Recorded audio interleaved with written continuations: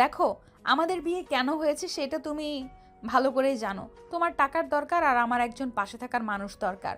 এই নাও, এখানে 10 লাখ আছে, আর যা লাগে পরে আমি দিয়ে দিব। ধন্যবাদ আপনাকে আমাকে এত বড় উপকার করার জন্য। আপনি ঘুমান, আমি হসপিটালে টাকাটা জমা দিয়ে আসি। এখন বের হয়েও না, বাইরে কেউ দেখলে বুঝে ফেলবে। টাকাটা না দিলে অপারেশন হবে না। যত তাড়াতাড়ি টাকা দিয়ে দিতে হবে। ওয়েট, আমি টাকাগুলো পাঠানোর ব্যবস্থা করছি।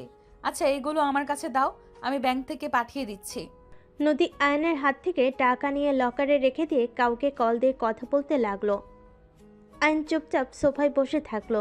কিছুক্ষণ পর কথা বলা শেষ করে খাটে এসে বসলো নদী। বসে আয়নের দিকে তাকিয়ে পড়ল। কথা বলেছি, তুমি ঘুমাও।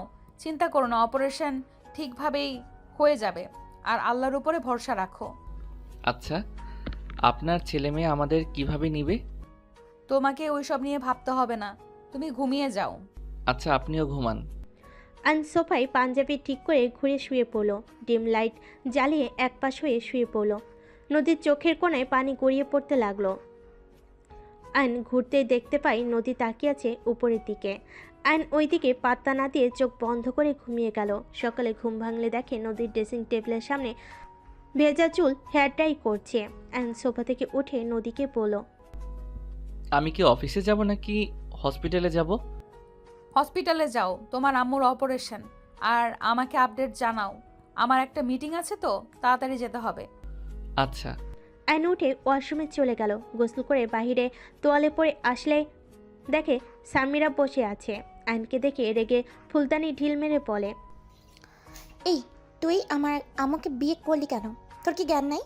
তুই কোন হিসেবে মায়ের বয়সী মহিলাকে বিয়ে করলি? আমার বডিগার্ড ছিলি, সেখান থেকে সোজা আমার হাজব্যান্ড হয়ে গেলি? আরে তোর রুচি এত জঘন্য কেন? আইন ফুলদানিটা টি টেবিলের উপর রেখে পড়ল।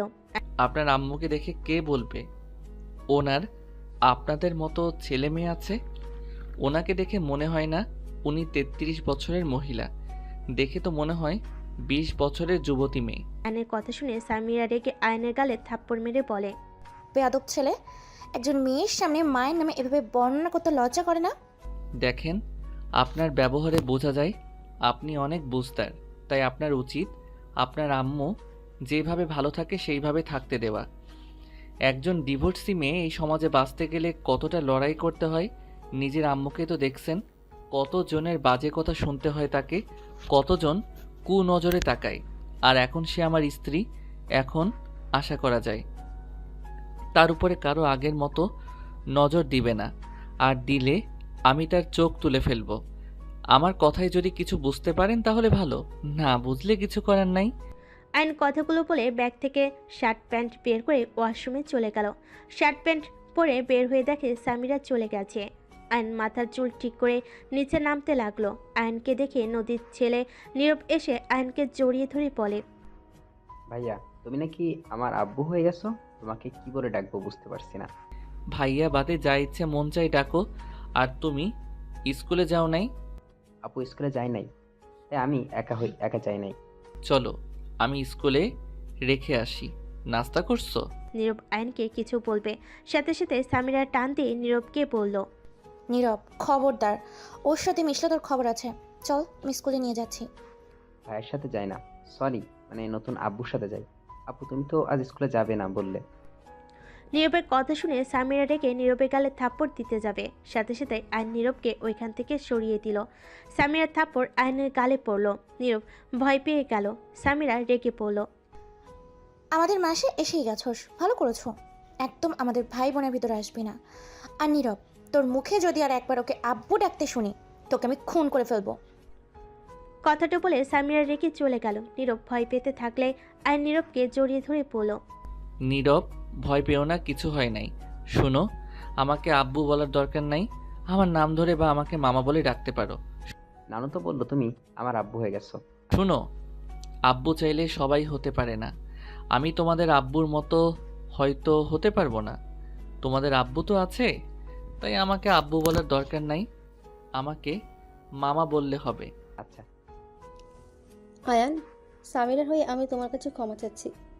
ছি আন্টি, এটা কি বলছেন? ক্ষমা প্লিজ চাইবেন না। আমি সামিরার ব্যাপারটা বুঝি, ওর রাগ হওয়া স্বাভাবিক। যাই হোক, আমি নীরবকে স্কুলে নিয়ে যাচ্ছি। আয়ন নীরবকে নিয়ে বের হয়ে গেল। রিক্সা নিয়ে নীরবকে স্কুলে দিয়ে আয়ন হসপিটালে চলে গেল।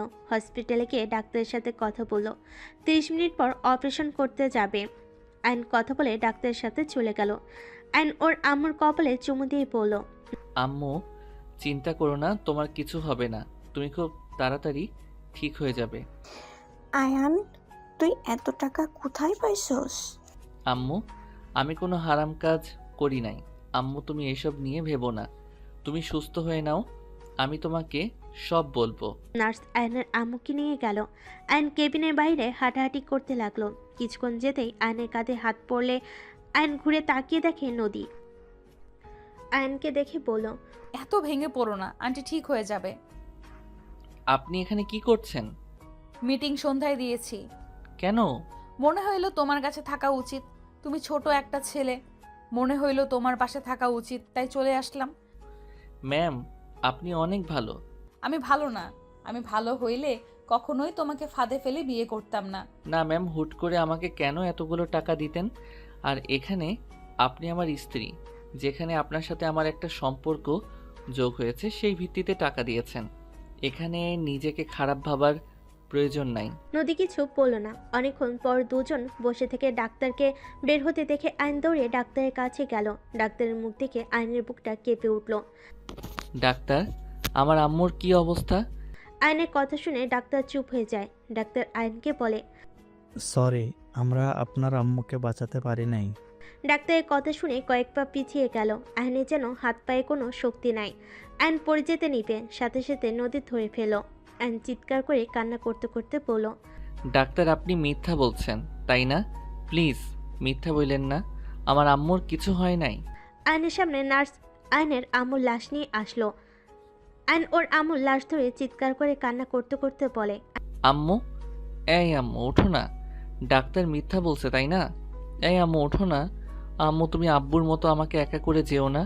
আম্মু, এই আম্মু ওঠো না, আমার অনেক কষ্ট হচ্ছে। আম্মু প্লিজ ওঠো। আইন পাগলামি করতে লাগলো। নদী আইনকে বুকে জড়িয়ে নিয়ে পড়ল। আয়ান, ভেঙে পড়ো না। ম্যাম, আপনি আম্মুকে বলেন না উঠতে। আয়ান, উনি আর উঠবে না, নিজেকে শান্ত করো। আইন নদীকে ছেড়ে দিয়ে ওর আম্মুকে জড়িয়ে ধরে কান্না করতে লাগলো। আয়নের কান্না দেখে ওইখানে সবার চোখে পানি চলে আসলো। নদী নিজের চোখের পানি ধরে রাখতে পারল না। নদী বুঝতে পারছে না আইনকে কি বলে সান্ত্বনা দিবে। আইনের আম্মুকে হসপিটাল থেকে বাড়িতে নিয়ে যাওয়া হলো। আইন 2 বার অলরেডি অজ্ঞান হয়ে গেছে। আইনের কাজিনরা সবাই আইনের মাথায় পানি দিয়ে জ্ঞান ফেরালো। নদী আইনকে শান্ত করে বুঝাতে লাগলো। আইনের চাচা আইনকে ধরে নিয়ে গেল। অজু করে আইনের আম্মুর জানাজা পড়িয়ে কবর দিতে নিয়ে যেতে লাগলো। কবর দেওয়ার পর আইন কবর জড়িয়ে ধরে হামাও করে কান্না করতে লাগলো। আইনের বন্ধুরা আইনকে শান্ত করতে লাগলো। আইনের চাচা কিছু বলে আইন ওর চাচাকে ধাক্কা দিয়ে ফেলে দিয়ে বলে, এখন তো আপনারা সবাই অনেক খুশি হয়েছেন। দেখেন, আমার আম্মুও আজ কবরে চলে গেছে।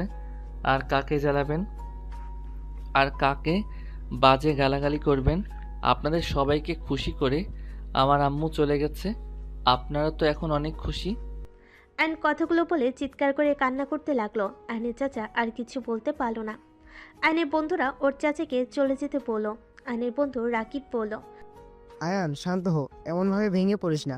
তুই এভাবে কান্না করে কাকিকে আরও কষ্ট দিচ্ছিস। আয়ান, তুই এমন করলে কাকে আরও বেশি কষ্ট পাচ্ছে। আমি কিভাবে শান্ত হব? আব্বু দুনিয়া থেকে চলে যাওয়ার পর আমার পুরো পৃথিবীটা আমার আম্মু ছিল। যেখানে আমার দুনিয়াটা হারিয়ে গেল, সেখানে আমি কিভাবে শান্ত হব? আইন কথাগুলো বলে কান্না করতে লাগলো। নদী কবরের বেশ দূরে গাছের আড়লে দাঁড়িয়ে থেকে আইনকে দেখতে লাগলো। আইনের বন্ধুরা জোর করে আইনকে কবরস্থান থেকে বের করে নিয়ে আসলো। নদী আইনের কাছে এসে বলে, আয়ান, বাসায় চলো, এখানে যত থাকবে তত কষ্ট পাবে। আপনি চলে যান। আয়ান, তোমাকে এখানে একা রেখে আমি যেতে পারি না, প্লিজ আমার সাথে চলো। অলরেডি 2 বার অজ্ঞান হয়ে গেছো। ম্যাম, আপনি ওকে নিয়ে যান। এখানে থাকলে কাকির জন্য আরও বেশি কষ্ট পাবে, আরও ভেঙে পড়বে। নদী আইনকে জোর করে গাড়িতে তুলে নিল। আইন গাড়িতে উঠে কবরের দিকে তাকিয়ে কান্না করতে লাগলো। যতক্ষণ কবর দেখা গেল, আইন তাকিয়ে থেকে অঝরে কান্না করতে লাগলো। নদী আয়নের কাঁধে হাত দিয়ে বলল, আয়ান, এইভাবে কান্না করতে হয় না। এভাবে কান্না করলে তোমার আম্মুর আত্মা আরো বেশি কষ্ট পাবে। তুমি নিজেকে কন্ট্রোল করো। আমি জানি এই পরিস্থিতিতে নিজেকে সামলানো সম্ভব না, কিন্তু তুমি নিশ্চয়ই চাও না তোমার আম্মুকে কষ্ট দিতে। কি করব? আমার যে আর এই দুনিয়াতে কেউ রইল না। ছোটবেলায় আব্বু অ্যাক্সিডেন্টে মারা গেল। ছোট থেকে আম্মু আমাকে অনেক কষ্টে বড় করছে। সমাজের মানুষের হাজার কথার মাঝে শুধুমাত্র আমার দিকে তাকিয়ে সব সহ্য করে গেছে। একটু কষ্ট হইলে যাকে জড়িয়ে ধরে সব কষ্ট দূর করতাম, সেখানে সেই মানুষটাই আজ আমার পাশে নাই। সেখানে আমি কিভাবে নিজেকে সামলাবো?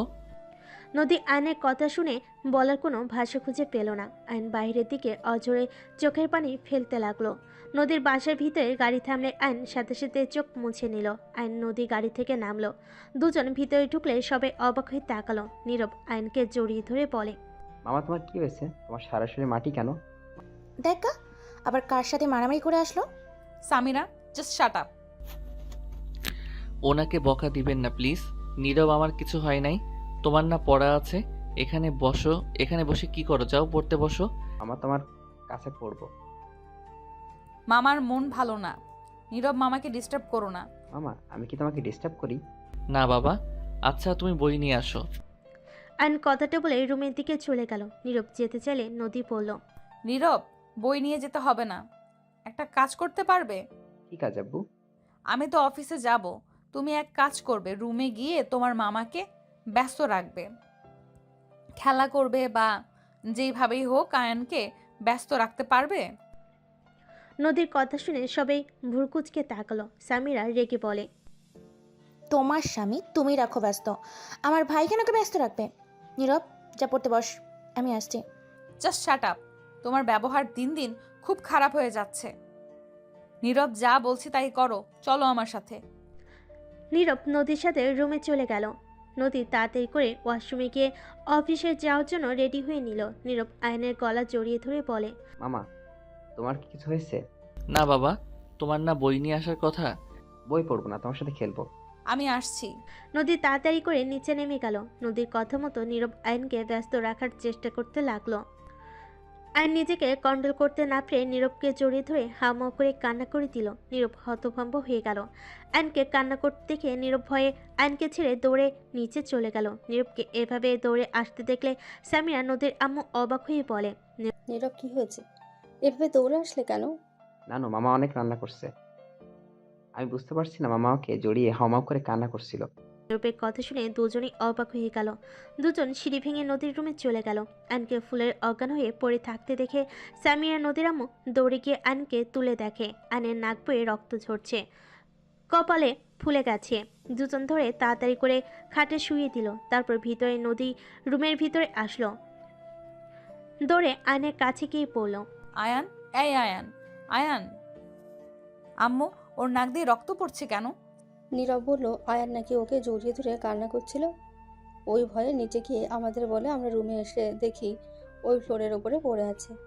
তুলে দেখি নাক দিয়ে রক্ত পড়ছে। সামিরা, পানিটা দে তো। সামিরা নদীর হাতে পানি দিলে আয়নের মুখে পানি ছিটে দিতে লাগলো। আয়নের জ্ঞান ফিরল। আয়ন কান্না করতে লাগলো। নদী আয়নের বুকের সাথে জড়িয়ে ধরলে আয়ন কান্না করতে করতে বলল, ম্যাম আমি আম্মুর কাছে যাব। ম্যাম আমাকে আম্মুর কাছে দিয়ে আসেন। আমার অনেক কষ্ট হচ্ছে। আমি আম্মুকে ছাড়া থাকতে পারছি না। ম্যাম আমাকে আম্মুর কাছে দিয়ে আসেন না। আয়নের কথা শুনে নদী নিজের চোখের পানি ধরে রাখতে না পেরে বলল, আয়ান, এটা কখনোই সম্ভব না। পাগলামি করো না। ওই চলে যেতে চাচ্ছে, তুমি দিয়ে আসলেই তো পারো। কার কাছে দিয়ে আসবে? হ্যাঁ, কেন ওনার আম্মুর কাছে উনি থাকতে পারবে না? দিয়ে আসলেই তো পারো। ওইটা কখনোই সম্ভব না। কেন সম্ভব না আম্মু? তুমি মামাকে রেখে আসো। তোমার কাছে না ঘুমালে আমার কেমন কষ্ট হয়। মামারও কষ্ট হয় আর আম্মুরও কষ্ট হয়। আম্মু মামাকে দিয়ে আসো। মামার কান্না দেখে আমারও কান্না আসছে। তোমার মামার আম্মু এই দুনিয়াতে আর বেঁচে নেই। উনি পরপারে পাড়ি জমিয়েছেন। উনি ওই আকাশের তারা হয়ে গেছে।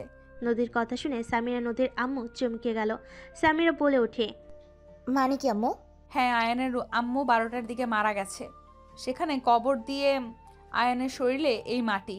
ওর আম্মুর কবর রেখে আসতে চাইছিল না। নদী সব কিছু খুলে বলে। সামিরা নদীর আম্মুর চোখে পানি চলে আসলো। নদীর আম্মু আয়নের কাছে গিয়ে বলে, আয়ান কান্না করো না, সবাইকে একদিন না একদিন চলে যেতে হবে। আর কে বলেছে তোমার এই দুনিয়াতে কেউ নেই? নদী, আমি সবাই তোমার সাথে আছে। এক মা চলে গেছে, কি হয়েছে? আমি তোমার মায়ের মতো তো। আজ থেকে তুমিও আমার সন্তান। এইভাবে ভেঙে পড়ো না। আয়ন নদীর আম্মুর কথা শুনে কিছু না বলে কান্না করতে থাকলো। সামিরা আয়নকে কান্না করতে দেখে আয়নকে বলে, এইভাবে কান্না করলেন কেন? আমরা সবাই আপনার সাথে আছি তো, কান্না করেন না। তোমরা সবাই আমাকে শান্ত রাখার জন্য এইসব বলছো? আমি একা একা সারা জীবন থাকবো, আর আমাকে এভাবে সান্ত্বনা দেওয়ার জন্য ধন্যবাদ। আয়ন নদীকে ছেড়ে খাট থেকে উঠে বারান্দায় চলে গেল। নীরব কাছে যেতে চাইলে নদী আটকিয়ে দিল। ওকে একা থাকতে দাও। আইন চুপচাপ বারান্দায় নীরবে কান্না করতে লাগলো। সামিরা নদীর আম্মু চলে গেল। নদী ওয়াশরুমে চলে গেল। ফ্রেশ হয়ে পোশাক পরিবর্তন করে বের হলো। নীরব খাটের এক কোণায় বসে আছে। নদীর কাছে এসে শক্ত করে জড়িয়ে ধরে বলল, আম্মু তুমি কখনো আমাকে ছেড়ে যেও না। আমি মামার মতো কান্না করব। আমি তোমাকে অনেক ভালোবাসি আম্মু। আইন বারান্দা দিয়ে বের হয়ে নীরবের কথা শুনতে পেল। নদী নীরবের কপালে চুমু দিয়ে বলল, কখনোই যাব না আমার আব্বুটাকে ছেড়ে। নীরব নদীকে জড়িয়ে ধরল। আইন ওয়াশরুমে গিয়ে মুখ ধুয়ে নিল। সোফায় বসলে নদী আইনকে বলল, আয়ান, সারাদিন তো কিছু খাও নাই, চলো খাবার খেয়ে নিবে। আমার ক্ষুধা নাই, আপনারা যান, খেয়ে আসেন। আইন সোফায় চোখ বন্ধ করে শুয়ে পড়ল। নদী কিছু না বলে নীরবকে নিয়ে চলে গেল। নীরবকে খাওয়াই দিয়ে আয়নের খাবার নিয়ে রুমে চলে আসলো। আয়নের মাথায় হাত দিয়ে আয়ন চোখ খুলে, প্লিজ খাবারটা খেয়ে নাও, হালকা খেয়ে নাও, না খেয়ে থাকলে শরীর দুর্বল করবে তো। প্লিজ জোর করবেন না, আমার ক্ষুধা নাই। মামা খেয়ে নাও, তুমি কান্না করো না। আম্মু, আমি, আপু, নানু তো আছে। আমরা তোমাকে অনেক ভালোবাসি তো। আয়নের মাথায় হাত দিতেই আয়ন চোখ খুলে। নীরব আয়নের কাছে এসে জড়িয়ে ধরলে আয়ন উঠে বসে। নীরবের কপালে চুমু দিয়ে বলল, আমার ক্ষুধা নাই। তুমি খাবার খাইছো? হ্যাঁ। এখন ঘুমিয়ে যাও, আমার অনেক ঘুম পাচ্ছে। খাটে এসে শুয়ে পড়ো। না, আমি এখানে ঘুমাবো। মামা, আমি ঘুমাবো জন্য কি তুমি রাগ করে ঘাটে ঘুমাবে না? নীরবের কথা শুনে আয়ন নদীর দিকে তাকালো। আয়ন নীরবকে বলে, আমার খাটে ঘুমাতে ভালো লাগে না, আমার এখানে ঘুমাতে ভালো লাগছে। আর হ্যাঁ, এইটা কিন্তু সিক্রেট, কাউকে যেন বলো না। আমি এখানে ঘুমাই, তাহলে কিন্তু সবাই আমার এখানে ঘুমাতে পারে। আমি আমার জায়গা কাউকে দিতে চাই না। ওকে মামা, কাউকে বলবো না। আমার অনেক ঘুম পাচ্ছে। নীরব হাই তুলতে তুলতে খাটে গিয়ে শুয়ে পড়ল। নদী আয়নের দিকে তাকিয়ে বলে, অল্প খেয়ে নাও প্লিজ। প্লিজ জোর করেন না, আপনি একজন স্ত্রীর মতো ব্যবহার করছেন, ব্যাপারটা আমার ভালো লাগছে না। আয়নের কথাই নদীর কিছুটা খারাপ লাগলো। নদী আর কিছু না বলে খাবার টি টেবিলের উপর রেখে দরজা লাগিয়ে দিয়ে এসে লাইট অফ করে ডিম লাইট জ্বালিয়ে শুয়ে পড়লে নীরব নদীকে জড়িয়ে ধরে। নদী নীরবের মাথায় হাত বুলিয়ে দিল। নীরবের কপালে চুমু দিয়ে ঘুমিয়ে পড়ে। 5 দিন পর। আয়ান, এভাবে না খেয়ে থাকলে তোমার শরীর দিন দিন খারাপ হয়ে যাচ্ছে। আয়ান, বাস্তবতা মেনে নাও। কতদিন না খেয়ে থাকবে বলো? শোনো, এই দুনিয়াতে একা এসেছো, একাই যেতে হবে। আর একবার জন্ম হয়েছে, তার মৃত্যু হবেই, কারো আগে কারো পরে। দয়া করে খেয়ে নাও। আমিও তো তোমার মা হই, তাই না? আমার হাতে কি খাবে না? নদীর আম্মুর কথা শুনে নদীর দিকে তাকালো। নদী শুধু তাকিয়ে থাকলো। নীরব সামিরা তাকিয়ে আছে। আইন নদীর আম্মুর দিকে তাকাতেই ওনার অসহায় মুখ দেখে নিজেকে কন্ট্রোল করতে না পেরে নদীর আম্মুর হাত থেকে খাবার খেয়ে নিল। সবে অনেক খুশি হয়ে গেল। নদীর আম্মু আইনের মাথায় হাত বুলিয়ে দিল। আইনকে খাওয়াই দিতে লাগলো আর বলতে লাগলো, এই তো গুড বয়। আরে, 1 মা গেছে তো কি হয়েছে? আরেকটা মা তো আছে, তাই না? এখন থেকে তুমি তোমার আম্মুর সাথে যেমন করছো আমার সাথে তেমন করো, তাতে তো হয়ে যায়। হয়তো আমি তোমার নিজের মায়ের মতো হতে পারবো না, বাট আমার সাধ্য অনুযায়ী চেষ্টা করব। নদীর আম্মুর কথা শুনে আইন নদীর আম্মুকে বলল। আপনাকে একটু জড়িয়ে ধরতে পারি? নদীর আম্মু অবাক হয়ে বলল, হ্যাঁ ধরো, অনুমতি কেন নিচ্ছ? আইন নদীর আম্মুকে জড়িয়ে ধরে চোখ বন্ধ করে চোখের পানি পড়তেই মুছে ফেলল। আপনি একবার যখন বলছেন আপনি আমার মা, তাহলে আমি আর আপনাকে জ্বালাবো না।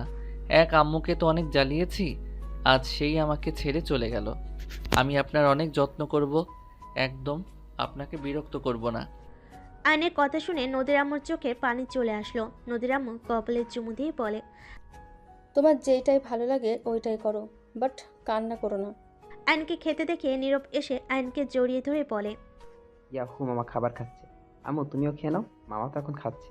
নীরবের কথা শুনে আয়ন অবাক হয়ে গেল। নদীর দিকে তাকাতে দেখে নীরবের দিকে রাগী লুক নিয়ে তাকিয়ে আছে। আয়ন নদীকে বলল, কি ব্যাপার, আপনি কি খাবার খান নাই? ব্যস্ত কারণে খাওয়া হয়ে ওঠে নাই, তুমি খাও। ও আচ্ছা আচ্ছা আন্টি, আমি আর খাবো না, আমার পেট ভরে গেছে। আমি একটু বের হব। মামা আজকে তো ছুটির দিনে, তাহলে কোথায় যাবে? বাড়িতে যাব। ও আচ্ছা, আমার আয়ন সোফার উপর থেকে উঠে বাসা থেকে বের হয়ে গেল। আয়ন ওর আম্মুর কবরের কাছে গিয়ে আম্মুর কবর জিয়ারত করলো।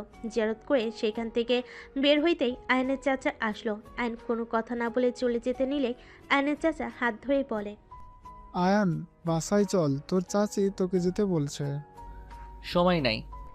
আয়ন কথাটা বলে হাত সরিয়ে দিয়ে চলে যেতে লাগলো। কিছু বলার আগেই আয়ন রিক্সা নিয়ে বের হয়ে গেল। আয়ন নদীর পাড়ে চলে গেল। নদীর পাড়ে বসে থাকলো। 3টার দিকে আয়ন বাসায় ফিরে গেল। বাসার ভিতরে ঢুকতেই আয়ন অবাক হয়ে গেল সোফায় বসে থাকা মেয়েটাকে দেখে নীরব দৌড়ে এসে পড়ল। মামা কোথায় গেছিলে? এতক্ষণ লাগলো কেন? আম্মু তো অনেক চিন্তা করছিল, তোমার বাসায় গিয়েও তোমাকে পাই নাই। আমি একটু আমার পছন্দের জায়গায় গেছিলাম। কলটা কি রিসিভ করা যায় না? সরি, খেয়াল ছিল না। আয়ান, আসসালামু আলাইকুম। ওয়ালাইকুম সালাম। অনেক শুকিয়ে গেছো দেখছি। পড়াশোনা কেমন চলছে? পড়াশোনা আর করি না। কি? কেন? জব নিয়েছি, পড়ার সময় হয়ে ওঠে নাই। বাট তুমি এখানে? আমারও তো সেম প্রশ্ন। আমার বাসার সবাইকে তুমি চেনো নাকি? এইটা তোমার বাসা? হ্যাঁ। খালামানি তুমি মামাকে চেনো? হ্যাঁ। খালামণি মানে? ও তুমি তাহলে ওনার ছোট বোন? হ্যাঁ। তোমরা একে অপরকে কিভাবে চেনো? হাই স্কুলে আমরা একসাথে পড়াশোনা করেছি। ও অনেক ভালো স্টুডেন্ট ছিল। ও সব সময় ক্লাসে ফার্স্ট হতো। প্রথমে তো ওকে আমি দেখতে পারতাম না, বাট পরে বুঝতে পারি ও অনেক ভালো। এই আয়ান, আন্টি কেমন আছে? আমাকে ভুলে গেছে নাকি? জানো আপু, ওদের বাসায় একবার গিয়েছিলাম। আন্টি আমাকে অনেক আদর যত্ন করেছিল। তুলির কথা শুনে আয়ন চুপ হয়ে গেল। নদী আয়নের মুখ দেখে বুঝতে পারল। নদী আয়নকে বলল, আয়ান রুমে যাও। আচ্ছা থাকেন। আয়ন চলে গেলে তুলি অবাক হয়ে তাকিয়ে বলল, কি হলো এটা? কি ব্যাপার? ও তোমার রুমে চলে গেল কেন? খালামণি, ওটা তোমার বোনের জামাই। সামিরা, কি ধরনের কথা এটা? তুলি কথাটা শুনে অবাক হয়ে গিয়ে বলে, কি? এসব কি বলে? হ্যাঁ, আয়ানকে বিয়ে করছি। কি যাতা বলো? তোমার কি মাথা খারাপ নাকি? আয়ান আর তোমার বয়সের কত পার্থক্য? তোমার বয়স 33 আর ওর বয়স 19। কতটা বয়সের পার্থক্য? পাগল হয়ে গেছো নাকি? কি, আমার তো 15। আমার 4 বছরের বড়। তাহলে খালামণি তুমিই বলো কেন আমি রেগে যাই? আমি ওকে কোন হিসেবে বাবা বলে ডাকবো বলতে পারো? এখন তুমিই বলো, কেন তোমার বোনের সাথে খারাপ ব্যবহার করি? আম্মু, তুমি এটা কিভাবে মেনে নিলে? তোমার মেয়ে যা মনে চাইবে তাই করবে নাকি? ওর এত বিয়ে করার শখ থাকলে রাতুল ভাইকে বিয়ে করলে কি সমস্যা হতো? আমার ব্যক্তিগত ব্যাপারে তোরা কথা বল, এটা আমি চাই না। আমার যেটা ভালো লাগবে আমি তাই করব। আপু, তুই 2 বাচ্চার মা। তোর সাথে ওর কখনোই যায় না। নিজে তো ভেবে দেখ। ছি, ভাবতেই ঘৃণা হচ্ছে। আয়ান তো আমার 1 বছরের ছোট। মানুষজন জানলে কি বলবে? আমি কারোর কথা কানে দেই না। মানুষের মুখ আছে বলবেই, এখানে আমি কি করব? নদীর কথা শুনে তুলির রাগে সামনে থাকা গ্লাস ছুঁড়ে মেরে বলে, তোর এসব উজানি কথা বলার জন্য সংসার করতে পারলি না, আবার হাঁটুর বয়সে ছেলেকে বিয়ে করছস? কোনো কাণ্ডজ্ঞান কি নাই তোর? সব সময় খালি আমাদের মাথা হেট করে দিস। আব্বু লন্ডন থেকে ফিরুক, এর একটা ব্যবস্থা না নিলে খবর আছে। তুলির কথা শুনে নদীর বুকের ভিতর যেন মুচড়ে উঠল। নদীর চোখে পানি টলমল করতে লাগলো। নদীর তুলির দিকে তাকিয়ে পড়ল। তুই এটা আমাকে বলতে পারলি? হ্যাঁ বলতে পারছি। এই ন্যাকা কান্না করবে না তো? নদী আর এক মুহূর্ত ওইখানে দাঁড়িয়ে থাকতে পারল না, দৌড়ে রুমে চলে গেল। তুলির আগে নিজের রুমে চলে গেল। অ্যান বারান্দায় বসেছিল। নদীর রুমে এসে সোজা ওয়াশরুমে গিয়ে শাওয়ার ছেড়ে দিয়ে কান্না করতে লাগলো। অনেকক্ষণ বসে থাকতেই হঠাৎ নীরবের কান্নার শব্দ পেয়ে আয়ান বারান্দা থেকে বের হয়ে দেখে নীরব ওয়াশরুম থেকে কান্না করে বলছে। আম্মু ওঠো না। আম্মু তুমি তো কাঁদছো। নীরবের কথা শুনে আয়ন ওয়াশরুমে গিয়ে দেখে নদী দুই হাত হাঁটু জড়িয়ে ধরে চুল ছেড়ে দিয়ে কান্না করছে। হাতের লোমগুলো দাঁড়িয়ে গেছে। আয়ন নদীর কাছে গিয়ে শাওয়ার বন্ধ করে পড়ল। আপনি এসব কি করছেন? এই সময় এইভাবে ভিজছেন কেন? আর কি হয়েছে, কান্না করেন কেন? মামা আম্মুকে ধরো না। খালামণি আম্মুকে বকা দিয়েছিল। আম্মু অনেক কষ্ট পেয়েছে। আম্মু কষ্ট পেলে এমন করে। আম্মু জ্বর আসবে আবার। মামা ধরে নিয়ে চল না। আমি তো নিতে পারছি না। নীরবের কথা শুনে আয়ন বলল। তুমি সরো, আমি নিয়ে যাচ্ছি। নীরব সরে দাঁড়ালে আয়ন নদীর শরীরে হাত দেওয়ার সাহস পাচ্ছিল না। তারপর ভয়ে ভয়ে পড়ল। ক্ষমা করবেন, প্লিজ উঠেন। নীরব কান্না করছে তো। আয়ান নীরবকে নিয়ে যাও প্লিজ, আমাকে একা থাকতে দাও। নদী আবার শাওয়ার ছাড়তে যাবে। আয়ন সাথে সাথে নদীর হাত ধরে পাজা কোলে তুলে নিল। নদী নামিয়ে দিতে বলতে লাগলো। আয়ন নদীর কোনো কথা না শুনে রুমে নিয়ে আসলো। নদী ঠান্ডায় কাঁপছে। আয়ন নীরবকে বলল। তোয়ালেটা দাও। নীরব তোয়ালেটা দিলে আয়ন নদীর মাথার পানি মুছে চুল বেঁধে দিল। আরেকটা তোয়ালে দিয়ে হাত মুছতে গেলে রুমে সামিরা তুলি এসে এই অবস্থা দেখে বলে। ছি, ছেলের সামনে এভাবে থাকতে লজ্জা করছে না? দিন দিন বেহায়া হওয়া বন্ধ করো। নীরব যাও, আপুর রুমে যাও। এখানে কি করছো? তুলির কথা শুনে আয়ন সাথে সাথে নদীর কাছ থেকে সরে বলে। তুলি, উনি তোমার বড় বোন, এভাবে কথা কেন বলছো? চুপ, একদম চুপ। আমাকে ভদ্রতা শিখাতে আসবে না। এই, তুমি কোন হিসাবে আমার বোনকে বিয়ে করলে? তোমার আম্মুকে তো ভালো মানুষ ভেবেছিলাম। সে কিভাবে তোমাকে আপুর সাথে বিয়ে দিল? কেন, ওনাকে বিয়ে করাতে কি সমস্যা হয়েছে? আমার ভালো লাগছে, বিয়ে করেছি, এতে সমস্যা কোথায়? সমস্যা কোথায় মানে? তুমি এত নির্লজ্জ হয়ে গেছো। ও তোমার থেকে 14 বছরের বড়। ওর সাথে তোমার কিভাবে যায়? মানুষের রুচি বলে তো কথা আছে। তাতে সমস্যা কি? উনি আমার 200 বছরের বড় হোক, তাতে সমস্যা কোথায়? আমাদের একটা পরিচয়, আমরা স্বামী স্ত্রী। যেখানে ভালোবাসা থাকে সেইখানে বয়স বড় বিষয় না। একে অপরকে বুঝতে পারা, একে অপরের পাশে থাকাটাই বড় কথা। বাহ, কি সুন্দর কথা। এইসব লেকচার রাখো। সময় পাইলে অন্য মেয়েকে নিয়ে ভেগে যাবে। তোমাদের মতো মানুষ চেনা আছে। আমার কেন জানি মনে হচ্ছে টাকার লোভে তুমি আমার বোনকে বিয়ে করেছো। হ্যাঁ, ঠিক বলছো, টাকার জন্য করছি। এতে তোমার কোনো সমস্যা? ফালতু ছেলে কোথাকার। আমার খালামণির সাথে একদম চিল্লায় কথা বলবে না। সামিরা, তুমি এখান থেকে যাও। আমার মনে হয় তোমার এখানে না থাকা ভালো। তোমার সাহস কি করে হয় আমার আম্মুর রুম থেকে আমাকে যেতে বলার? আজ এই দিনটারই দেখার বাকি ছিল। আজ আমার আম্মুর রুম থেকে বের করে দিচ্ছে। দিন দিন আমার আম্মুর মন থেকে আমাদের বের করে দেওয়ার জন্য এসেছো, তাই না? সামিরা, ছোটর মতো থাকো, বড়দের মতো কথা বলবে না। এখানে বড়রা কথা বলছে, এখানে তাই থাকতে না করছি। আমি যাব না। আমি এখন কি করবো? ছোট আছি আমি? থাকো তুমি। আর তুলি, তোমার যা ভাবার ভেবে নাও। আয়ন কথাটা বলে আলমারি থেকে শাড়ি, পেটিকোট, ব্লাউজ বের করে নদীর হাতে দিয়ে বলে। কান্না বন্ধ করেন, প্রতিবাদ করতে শিখেন। যান, চেঞ্জ করে আসেন। কি হলো, তাকিয়ে আছেন কেন? আয়ন নদীকে ওয়াশরুমে এগিয়ে দিল।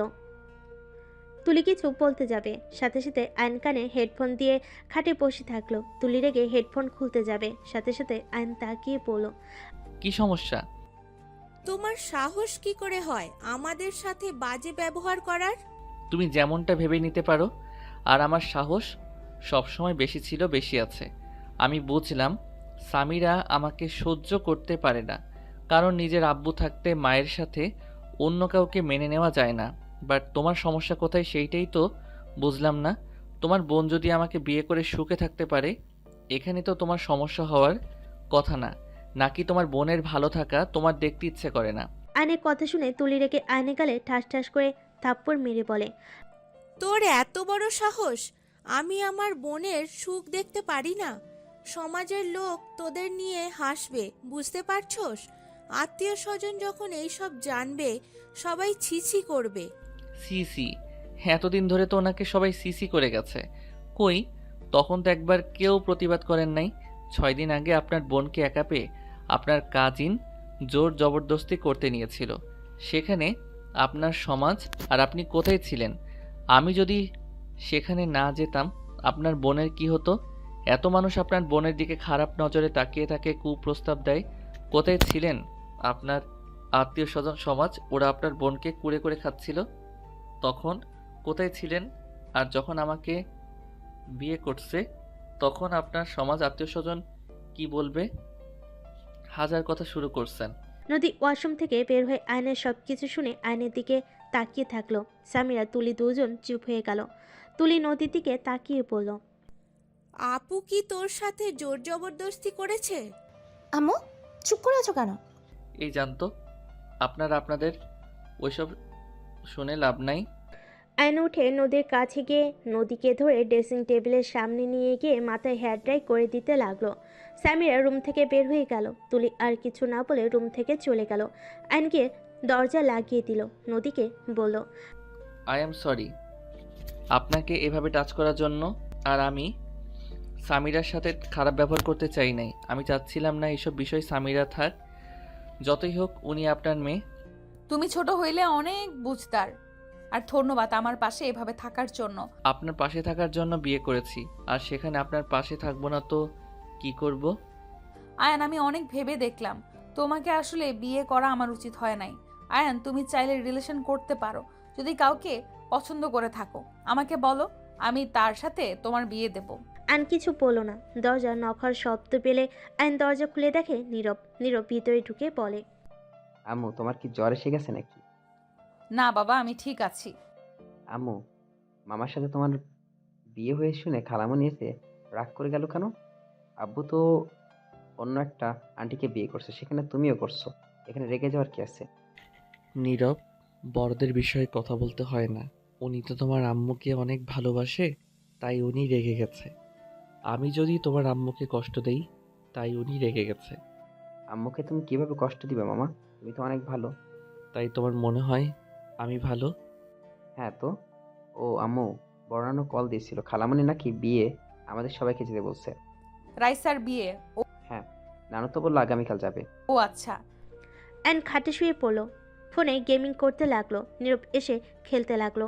নদী চুল শুকিয়ে আঁচড়িয়ে নিচে চলে গেল। নিচে গেলে তুলি বলে, রাইসার বিয়ে কি করবে? যাবে নাকি, না এখানেই থেকে যাবে? তোমার জামাই নিয়ে গেলে তো তোমাদের দুজনকে জামাই বউ না অন্য কিছু ভেবে নিবে। তুলি চুপ কর। বড় আফা আয়ানকে নিয়ে যেতে বলছে। শোন, তোরা মার্কেটে করে আয়, তোর আব্বু বিয়ের দিন চলে আসবে। আর এত ভাবিস না, আমি সবাইকে আনছি। আমাকে আপনাদের পরিচয় দিতে হবে না। ওনারা তো জানে আমি আপনার বডিগার্ড, সেই হিসাবে চলে যাব। আর আপনার জামাই আসতে পারে নাই, হিসাব বরাবর। এইটাই ভালো হবে। না আয়ান, এসব কিছু বলতে হবে না, আমি সবাইকে বলে দিয়েছি। আর ওরা তোমাকে ইনভাইট করেছে। আর তুলি, তুই একটু বেশি কথা বলোস। যা শপিং করতে চা। আয়ান, তুমি রেডি হয়ে আসো। আমি যাব না, আপনারা যান। কেন? ওইখানে গিয়ে কি এইসব কম দামের জিনিস পড়বে নাকি? আমার যা আছে এইটাতে কি সমস্যা? দুইজন থামো, যা বলি তাই করো। আয়নকে জোর করে আয়ন পড়ে যেতে বাধ্য হয়। সবার সাথে শপিংয়ে চলে গেল। আয়ন কিছু কিনলো না দেখে নদী নিজে পছন্দ করে কিনতে লাগলো। সবার শপিং শেষ হতে হতে রাত 11টা বেজে গেল। রেস্তোরাঁয় গিয়ে সবাই খাবার খেয়ে নিল। নীরব ঘুমিয়ে গেলে আয়ন নীরবকে কোলে তুলে নিয়ে হাঁটতে লাগলো। রাস্তা দিয়ে হাঁটছিল। হঠাৎ করে রাকিব এসে বলে, কি রে আয়ান, এখানে কি করিস? ও ম্যাম, আসসালামু আলাইকুম, কেমন আছেন? ওয়ালাইকুম সালাম। জি আলহামদুলিল্লাহ ভালো। তুমি ভালো আছো? জি। ও আয়ান, তোর সাথে দেখা হয়ে ভালোই হইলো। আয়ান, তোর চাচা কি করছে জানোস? জানার দরকার নাই। আতিয়াকে একটা বুড়ো লোকের সাথে বিয়ে ঠিক করেছে। কি? হ্যাঁ, ঋণ মেটাতে গিয়ে আতিয়াকে কাজে লাগাচ্ছে। রনিকে বলো আতিয়াকে নিয়ে পালিয়ে যেতে, বাকিটা আমি দেখে নিচ্ছি। রনি বেকার, এখন বিয়ে করলে ওর সংসার কিভাবে চলবে? আমার পরিচিত একজন আছে, উনি আমাকে জব দিতে চেয়েছিল, আমি না করে দিয়েছিলাম। ওইটা রনিকে দিয়ে দিব। তোদের যা বলি ওইটা কর, বেতন মোটামুটি ভালোই। ওকে, রনির সাথে তাহলে আমি কথা বলে দেখব। আচ্ছা থাক, নীরব ঘুমিয়ে গেছে, বাসায় যাব। আচ্ছা। আয়ন গাড়িতে গিয়ে উঠে পড়ল। আয়ন নীরবকে সামিরার কাছে বসিয়ে দিয়ে সামনে বসে পড়ল। নদী আয়নের পাশে বসলে আয়ন ড্রাইভিং করতে লাগলো। কিসের জব অফার এসেছিল? সুইটি ম্যাম আমাকে তার কাজে সাহায্য করার জন্য কাজ দিতে চাইছিল। সুইটি, এটা কবে বলছে? 10 দিন আগে। ও, বাট ওই তোমাকে দিতে চাইলেও রনিকে দিবে না। তার থেকে শোনো, আমাদের তো কোম্পানিতে মানুষ লাগবে, ওইখানে ইন্টারভিউ দিতে বলো। আচ্ছা দেখি। আয়ন ড্রাইভিং করে যেতে লাগলো। বাসার ভিতরে গাড়ি নিয়ে গেলে দেখে তুলি সামিরা অলরেডি ঘুমিয়ে গেছে। নদী দুজনকে ডাকতে লাগলো। তুলি উঠল, সামিরা উঠল না। নীরবকে আয়ন কোলে নিল। সামিরাকে তুলি নদী ধরে নিয়ে যেতে লাগলো। নীরবকে আয়ন রুমে শুয়ে দিয়ে নিচে এসে দেখে সামিরাকে সোফায় শুয়ে দিয়ে রাখছে। সামিরা পড়ে যেতে নিবে, সাথে সাথে আয়ন টি টেবিলটা এগিয়ে দিল। নদী তুলি শপিং ব্যাগ নিয়ে আসলে আয়ন এগিয়ে গেলে তুলি। স্বামীরারগুলো আমি রেখে আসছি, তারপর ওকে রুমে রেখে আসি। আয়ান, তুমি প্লিজ এগুলো রুমে নিয়ে যাও। আয়ন নদীর হাত থেকে সব শপিং ব্যাগ নিয়ে যেতে লাগলো। রুমে গিয়ে রেখে দিল। আয়ন ওয়াশরুমে গিয়ে ফ্রেশ হয়ে নিল। ওয়াশরুম থেকে বের হয়ে দেখে নদী ক্লান্ত হয়ে সোফায় বসে পড়েছে। মাথা ব্যথা করছে নাকি? হালকা। আপনি ফ্রেশ হয়ে ঘুমিয়ে যান। নদী উঠে ফ্রেশ হতে চলে গেল। আয়ন সোফায় শুয়ে পড়ল। সকালে নদীটাকে ঘুম ভাঙলো। আয়ন নদীর দিকে তাকিয়ে বলল, এত সকালে ডাকছেন কেন? দুইজন রেডি হয়ে নাও, বিছানার উপরে শার্ট প্যান্ট বের করে রাখছি, তাড়াতাড়ি পরো। এখন যাবেন নাকি? হ্যাঁ। আয়ন নীরব উঠে তাড়াতাড়ি দুজন রেডি হয়ে নিল। রেডি হয়ে লাগেজ নিয়ে নিচে নামলো। নিচে গিয়ে দেখে কেউ নেই। আর নীরব বসে থাকলো। নীরব তুলির রুমে গিয়ে দেখে সবাই সাজগোজ করে যাচ্ছে। নীরব নিচে এসে বলে, আমাদের রেডি হতে হতে আমাদের একটা ঘুম হয়ে যাবে। কি আর করবে, অপেক্ষা করা ছাড়া উপায় নেই। দুজন বসে গেম খেলতে লাগলো। 2 ঘন্টা পর তিনজন নিচে নামতে লাগলো। আয়ন পানি খেতে গ্লাস হাতে নিয়ে খেতে যাবে, সাথে সাথে সিঁড়ির দিকে চোখ গেল। আয়ন হা হয়ে তাকিয়ে নদীকে দেখে চোখ যেন ফেলতে পারছে না। তুলি আয়নকে বলে, সারাদিন তো দেখো, আবার ওদের সামনে হাঁ করে তাকিয়ে আছো কেন?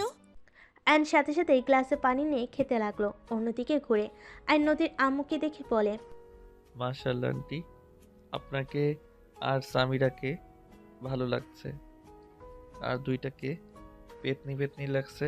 আয়নের কথা শুনে নদীর আম্মু সামিরা হাসতে লাগলো। আয়ন হাসতে লাগলো মিটিমিটি করে। তুলি নদী বুড়কুচকে তাকালো। নীরব বলে উঠল, খালামণি, আম্মু, তোমাদের নাকি পেতনির মতো লাগছে? তোর মামাকে ভূতের মতো লাগছে।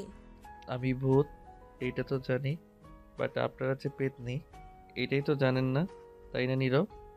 দুজন হাসতে লাগলো। তুলি রেগে যে মারতে যাবে আর নীরবকে নিয়ে লাগেজ নিয়ে দৌড়ে বের হয়ে গেল। দুজন গাড়ি থেকে উঠে বসলো। ওদের সবাইকে দেখে আয়ন গাড়ি থেকে নেমে লাগেজগুলো পিছনে রেখে দিল। আয়ন ড্রাইভারের পাশে গিয়ে বসলো। বাস কাউন্টারে গিয়ে বাসে উঠে পড়লো। নদী নীরব একসাথে বসতে গেলে নদীর আম্মু বলে, নীরব, নানু ভাই তুমি আমার কাছে এসে বসো। আমি আপনার কাছে বসি, এইখানে বসে থাক। তুমি নদীর কাছে বসো। নীরব এসে নদীর আম্মুর কাছে গিয়ে বসলো। আয়ন উপায় না পেয়ে নদীর কাছে গিয়ে বসলো। আয়ন ফোনে গেম খেলতে লাগলো। নীরব আয়নের কাছে আসলে আয়ন নীরবকে কোলে বসিয়ে দিল। নীরব আয়নের সাথে বসে গেম খেলতে লাগলো। সারাদিন জার্নি করে সন্ধ্যার দিকে সবাই নেমে পড়লো। গাড়ি এসে আয়নদের রিসিভ করে নিয়ে যেতে লাগলো। একটা বাড়ির সামনে গিয়ে গাড়ি থামালো। সবাই নেমে পড়লো। নদীর খালামণি আয়নদের কাছে এসে কুশল বিনিময় করলো। আয়ন সালাম দিয়ে কুশল বিনিময় করে তাদের সাথে যেতে লাগলো। বাসার ভিতরে গেলে সবার সাথে আয়ন কুশল বিনিময় করতে লাগলো। হঠাৎ করে একজন লোককে দেখে নীরব দৌড়ে গিয়ে জড়িয়ে ধরে বলল, আব্বু। আয়ন অবাক হয়ে গেল। নীরবকে লোকটা কোলে নিয়ে চুমু দিয়ে কথা বলতেই সামিরার দিকে তাকিয়ে বলে, সামিরা মা, কেমন আছোস? সামিরাকে জড়িয়ে ধরতে চাইলে সামিরা লাগেজ নিয়ে সাইড কেটে চলে গেল। আয়ন নদীর কানে কানে বলে, এইটা আপনার এক্স হাজব্যান্ড নাকি? হুম।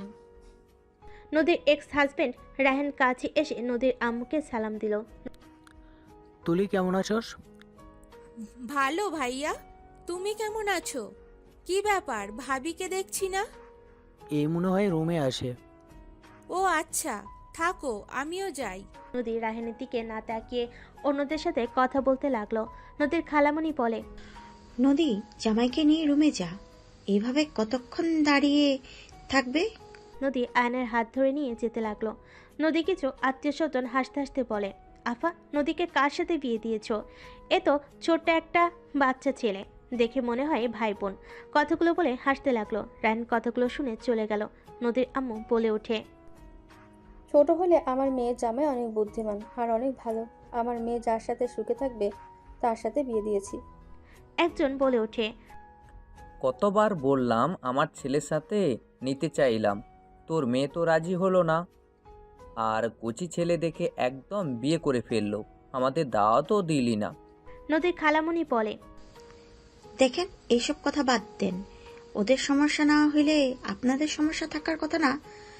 নাহিদা, তুই রুমে যা। নদীর আম্মু আর কিছু না বলে চলে গেল। এদিকে আয়ন নদীর রুমে গেলে আয়ন বলে, আপনার স্বামী এখানে কি করে? ওই আমার মেছো খালামণির ছেলে। ও আপনার কাজিন ছিলেন? হ্যাঁ আয়ান, ওর বিষয়ে প্লিজ আর কিছু জিজ্ঞেস করো না। ওকে। ওইদিকে ওয়াশরুম ফ্রেশ হয়ে নাও, আমি একটু আমার বোনদের সাথে দেখা করে আসি। নদী চলে গেল। হঠাৎ রায়হানের সাথে দেখা হলে রায়হান বলে ওঠে, কোচি জিনিস থেকে লোক সামলাতে পারো নাই না কে? একেবারে কোচি ছেলেকে বিয়ে করে ফেললে। নীরব, তুমি তোমার মামার কাছে যাও। আব্বু, কোচ জিনিস কি? কোচি জিনিসটাই কি তোমার আম্মু ভালো বলতে পারবে। নীরব, তোমাকে যেতে বলছি না? নদীর কথা শুনে নীরব নেমে চলে গেল। রায়হান নদীকে আরো বাজে কথা বলে রায়হানের গালে নদী থাপ্পড় মেরে বলে, তোর মন কোনোদিন ঠিক হবে না। যেমন আগে নোংরা মানসিকতা ছিল, এখনো সেইম আছে। সবাইকে নিজের মতো ভাবিস না, নিজে ভালো হয়ে অন্য কাউকে খারাপ কথা বলিস। আর কতটা নির্লজ্জ তুই! কতবার বলছি আমার সাথে কথা বলবি না, কিন্তু তুই একবারই কথা বলতে আসোস। যত সব। নদীর থাপ্পড় খেয়ে রায়হানের রাগ উঠে গেল। রায়হান নদীর চুলের মুঠি ধরে নদী হাত ধরে বলতে লাগলো, রায়হান, আমার চুল ছাড়, ব্যথা লাগছে কিন্তু। তোমার সাহস কি করে হয় আমার গায়ে হাত তোলার? অনেক সাহস বেড়ে গিয়েছে, তাই না? রায়হান নদীর গালে থাপ্পড় মারতে যাবে, সাথে সাথে রায়হানের বউ এসে হাত ধরে বলে, ছি, এসব কি করছেন?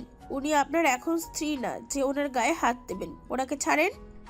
রায়হান ওর স্ত্রীর কথা শুনে নদীকে ছেড়ে ওর স্ত্রীকে মারতে লাগলো। আয়ন রুমের বাইরে এসে নীরবের সাথে হাঁটতে কিছু দূর এসে এই অবস্থা দেখে নীরব ভয় পেয়ে গেল। নদী রায়হানকে বলল, ওকে ছাড় বলছি রায়হান।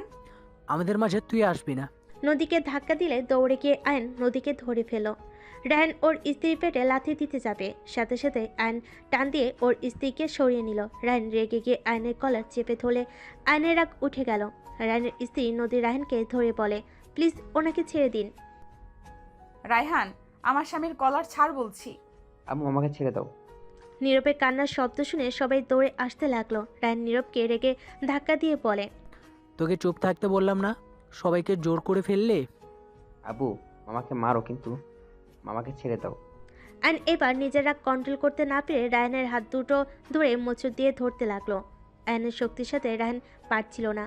সামিরাকে দেখে আয়ন রায়হানের হাত ছেড়ে দিয়ে বলে, আপনাকে এখানে উচিত শিক্ষা দিয়ে দিতাম। আপনার ভাগ্য ভালো, এখানে সামিরা আর নীরব আছে। কি করবি তুই? কথাটা বলে আয়নের মুখে ঘুষি মালে সবাই ভয়ে বলতে লাগলো, রায়হান এইটা কিন্তু বাড়াবাড়ি হয়ে যাচ্ছে। তুই নতুন জামের মুখে ঘুষি মারলি কেন? রায়হান ওই লোকটার দিকে রাগী লুক নিয়ে তাকিয়ে পড়ল। কেন, ওই কি আপনার জামাই নাকি যে এত মায়া লাগছে? ছি, এইসব কি যাতা বলছেন? মুখের ভাষা এত জঘন্য কেন আপনার? দেখেন, আপনার মাত্রার ভিতরে থাকেন, না হইলে কিন্তু আপনার কপালে দুঃখ আছে। কি করবি তুই কর। আয়নকে ধাক্কাতে লাগলো। সামিরা রেগে রায়হানকে ধাক্কা দিয়ে বলল, খবরদার, আপনি আমার আব্বুর গায়ে হাত দিবেন না। আপনি একজন জঘন্য মানুষ। আপনার লজ্জা শরম নাই? সবসময় খালি ঝামেলা করেন, নেশাখোর কোথাকার। আপনার ধারণাও নেই আমার আব্বু আপনাকে মারলে আপনার কি হতে পারে। আপনি এমন জঘন্য মানুষ, যেখানে দেখছেন নীরব ভাই কান্না করছে আর আপনার সেদিকে কোনো খবরই নেই, উল্টা নীরবকে ধাক্কা দিচ্ছেন। এত জঘন্য আপনি। সামিরার মুখে আব্বু ডাক শুনে আয়ন অবাক হয়ে গেল। রায়ন রেগে চিল্লায়ে বলল, আমি তোর আব্বু হই না? দেখ সামিরা, এখান থেকে সর। তোর মা তো একটা বেশ্যা, আর তুই সেই মাকে সাপোর্ট করস? রায়নের কথা শুনে আয়নের আর সহ্য হলো না। আয়ন রেগে নীরবকে বলল, নীরব, আমার রুমে যাও। আমার ফোনটায় গেম চালু আছে কিনা দেখো তো। নীরব চলে গেলে আয়ন রেগে রায়হানের সামনে এসে রায়হানের কলা ধরে একের পর এক ঘুষি দিতে দিতে বলতে লাগলো, আপনার সাহস কি করে হয় আমার স্ত্রীকে বাজে কথা বলার? আমি আপনার মুখ ভেঙে ফেলবো। রায়হান আয়নের সাথে পেরে ওঠে না। আয়ন একের পর এক ঘুষাতে লাগলো। নদী রায়হানের স্ত্রী আয়নকে ঠেকানোর চেষ্টা করতে লাগলো। রায়হানের মুখ দিয়ে রক্ত ঝরতে লাগলো। স্বামীরা কান্না করতে করতে চলে গেল। কিছুজন বলতে লাগলো, ঠিক হয়েছে, এই হলো স্বামী, নিজের স্ত্রীর নামে খারাপ কথা বলবে, তাকে ছেড়ে দেওয়া একদম ঠিক না। নদী লোকটার কথা শুনে থমকে গেল। আয়নের দিকে তাকিয়ে দেখতে লাগলো। রায়নের স্ত্রী আয়নের পা ধরে বলে, আমি আপনার পায়ে ধরছি, আমার স্বামীকে ছেড়ে দিন। আয়ন রেগে ধাক্কা দিয়ে নিচে ফেলে বলে, দেখেন, এইটাই স্ত্রী। আপনি ওনাকে কি পরিমাণ মারলেন, আর উনি সেই আপনার কষ্ট সহ্য করতে না পেরে আমার পায়ে ধরছে। লজ্জা পাওয়া দরকার আপনার। আয়ন আরেকটা মারতে যাবে, রায়নের স্ত্রী থামিয়ে হাত জোর করলো। আয়ন না মেরে বলল, আপনাকে যদি আমার স্ত্রীর আশেপাশে দেখি একদম খুন করে ফেলবো, ফালতু কোথাকার। আয়ন কথাগুলো বলে ওইখান থেকে চলে গেল। সবাই রায়হানকে দেখে হাসতে হাসতে বলে, নদী, তোকে নিয়ে হাসাহাসি করছি, ক্ষমা করে দিস মা। তুই একজন যোগ্য ছেলেকে বিয়ে করছস। সবাই আয়নের অনেক প্রশংসা করতে লাগলো। নদী সবার কথা শুনে অনেক খুশি হতে লাগলো। নদী রায়হানকে বলল, সব জায়গায় ক্ষমতা দেখাতে হয় না, নিজেকে কি ভাবোস আল্লাহ ভালো জানে। আর দেখলি তো আমার স্বামী ছোট হলেও কতটা বুঝতার। তোর মতো জানোয়ার না। দেখ, ওর নিজের সন্তান না হওয়া সত্ত্বেও ওদের কথা ভেবে তোর সাথে সুন্দরভাবে সমাধান করতে চাইলো, আর তুই কিনা নিজেদের সন্তানের উপরে হাত তুলস। জঘন্য লোক একটা। নদী কথাগুলো বলে ওইখান থেকে চলে গেল। রুমে গেলে দেখে আয়ন নীরবকে বুকে জড়িয়ে ধরে বলতে লাগলো, আমি তো জানি নীরব বাবু অনেক সাহসী, তাহলে এখন কেন কান্না করছে? আরে বাবা শুনো, তোমার আব্বুর তো মাথা গরম, তাই তোমাকে ভুলে ধাক্কা দিয়েছে। তোমার আব্বু তোমাদের অনেক ভালোবাসে। রাগের মাথায় তো মানুষ কত কিছু করে। না আব্বু, আমাদের ভালোবাসে না। আব্বু অনেক পচা, তোমাকে মারছে। আব্বুর সাথে তো আর কথাই বলবো না আমি। দেখ, এমন কেউ বলে আব্বুরা পচা হয় না। রাগ উঠলে সবার মাথা খারাপ হয়ে যায়। দেখো, মাথা ঠান্ডা হইলে ঠিক তোমাকে আবার কাছে টেনে নিবে। আব্বু আমাকে ধাক্কা দিলে আমি যে নিচে পড়ে যেতাম। আমি তো আছি, তোমার কিছু হবে না। আব্বু কেন তোমার মতো হয় না মামা? কেউ কারো মতো হয় না বাবু। আচ্ছা শোনো, তোমার আপুর কাছে যাও। তোমার আপু মনে হয় কান্না করছে। নীরব আয়নের উপর থেকে উঠে নিচে নামলে নদীর সাথে সাথে লুকিয়ে পড়লো। নীরব বের হইলে নদীর রুমের দিকে বা আসার ভান করলো। নীরব ওর আম্মুকে কিছু না বলে চলে গেল। নদী আয়নের পাশে বসলে আয়ন চমকে যায়। আয়ন সরে যেতে চাইলে নদী আয়নকে বলল, বসো। কুত্তার বাচ্চা কত জোরে ঘুষি দিয়েছে, ঠোঁট কেটে রক্ত পড়ছে। নদী ওর শাড়ির আঁচল দিয়ে ঠোঁটের রক্ত মুছতে লাগলো। আয়ন নদীর দিকে অবাক হয়ে তাকিয়ে বলল, কি করছেন? আমার জন্য দামি শাড়িটা নষ্ট করছে কেন? মানুষের থেকে শাড়ি কখনোই দামি হয় না। চুপচাপ বসে থাকো। ওয়েট, আমি ব্যাগে স্টিকার ব্যান্ডেজ আছে। আপনি কি এসব নিয়ে ঘোরেন নাকি? নীরবের জন্য রাখতে হয়। নদী ব্যাগ থেকে স্টিকার ব্যান্ডেজ বের করে আয়নের ঠোঁটে লাগিয়ে দিতে লাগলো। আয়নের নাকে গরম নিঃশ্বাস হাতে এসে পড়ে নদীর ভিতরে অন্যরকম অনুভূতি হলো। আয়ন নদীর দিকে তাকিয়ে আছে। চোখে চোখ পড়ে আয়ন চোখ সরিয়ে নিল।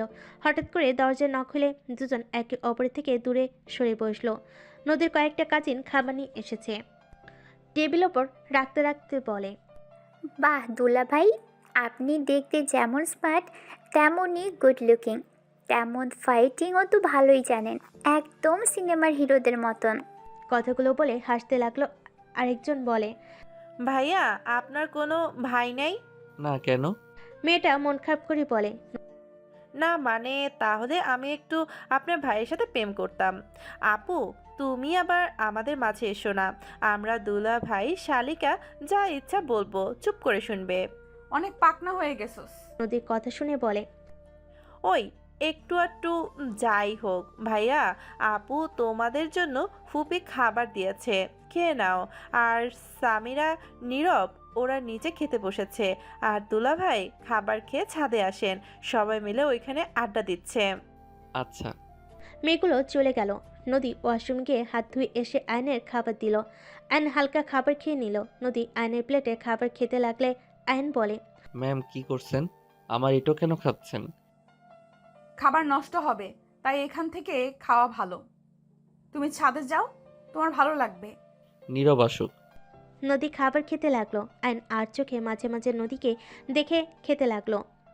আয়ন নদীর চোখে চোখ পড়লে আয়ন চোখ সরিয়ে নিয়ে ফোনের দিকে তাকালো। নদী মুচকি হাসি দিয়ে খেতে লাগলো। খাওয়া শেষ করে হাত ধুয়ে নিল।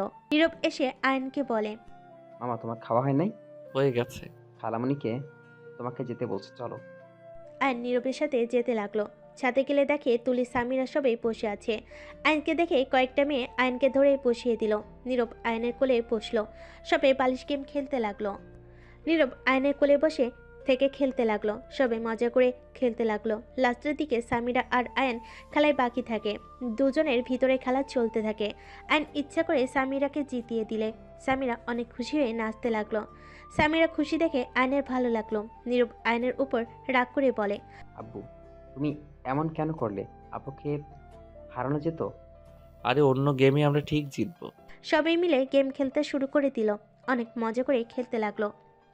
বড়রা এসে ওদের খেলা এনজয় করতে লাগলো। নদী একপাশে বসে ওদের খেলা দেখতে লাগলো। তুলি আয়নের মাঝে স্কিল দিয়ে মুখ দিয়ে মারার প্রতিযোগিতা চলছে।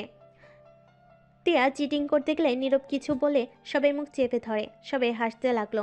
আয়ন বুঝতে পেরে যে ওকে মারতে যাবে সাথে সাথে ধরে ফেলে। চোখ খুলে টান দিয়ে মেয়েটা সোজা তুলির ওপর থেকে আয়নের উপর এসে পড়ে আয়ন বলতে লাগলো, চিটিংবাজ।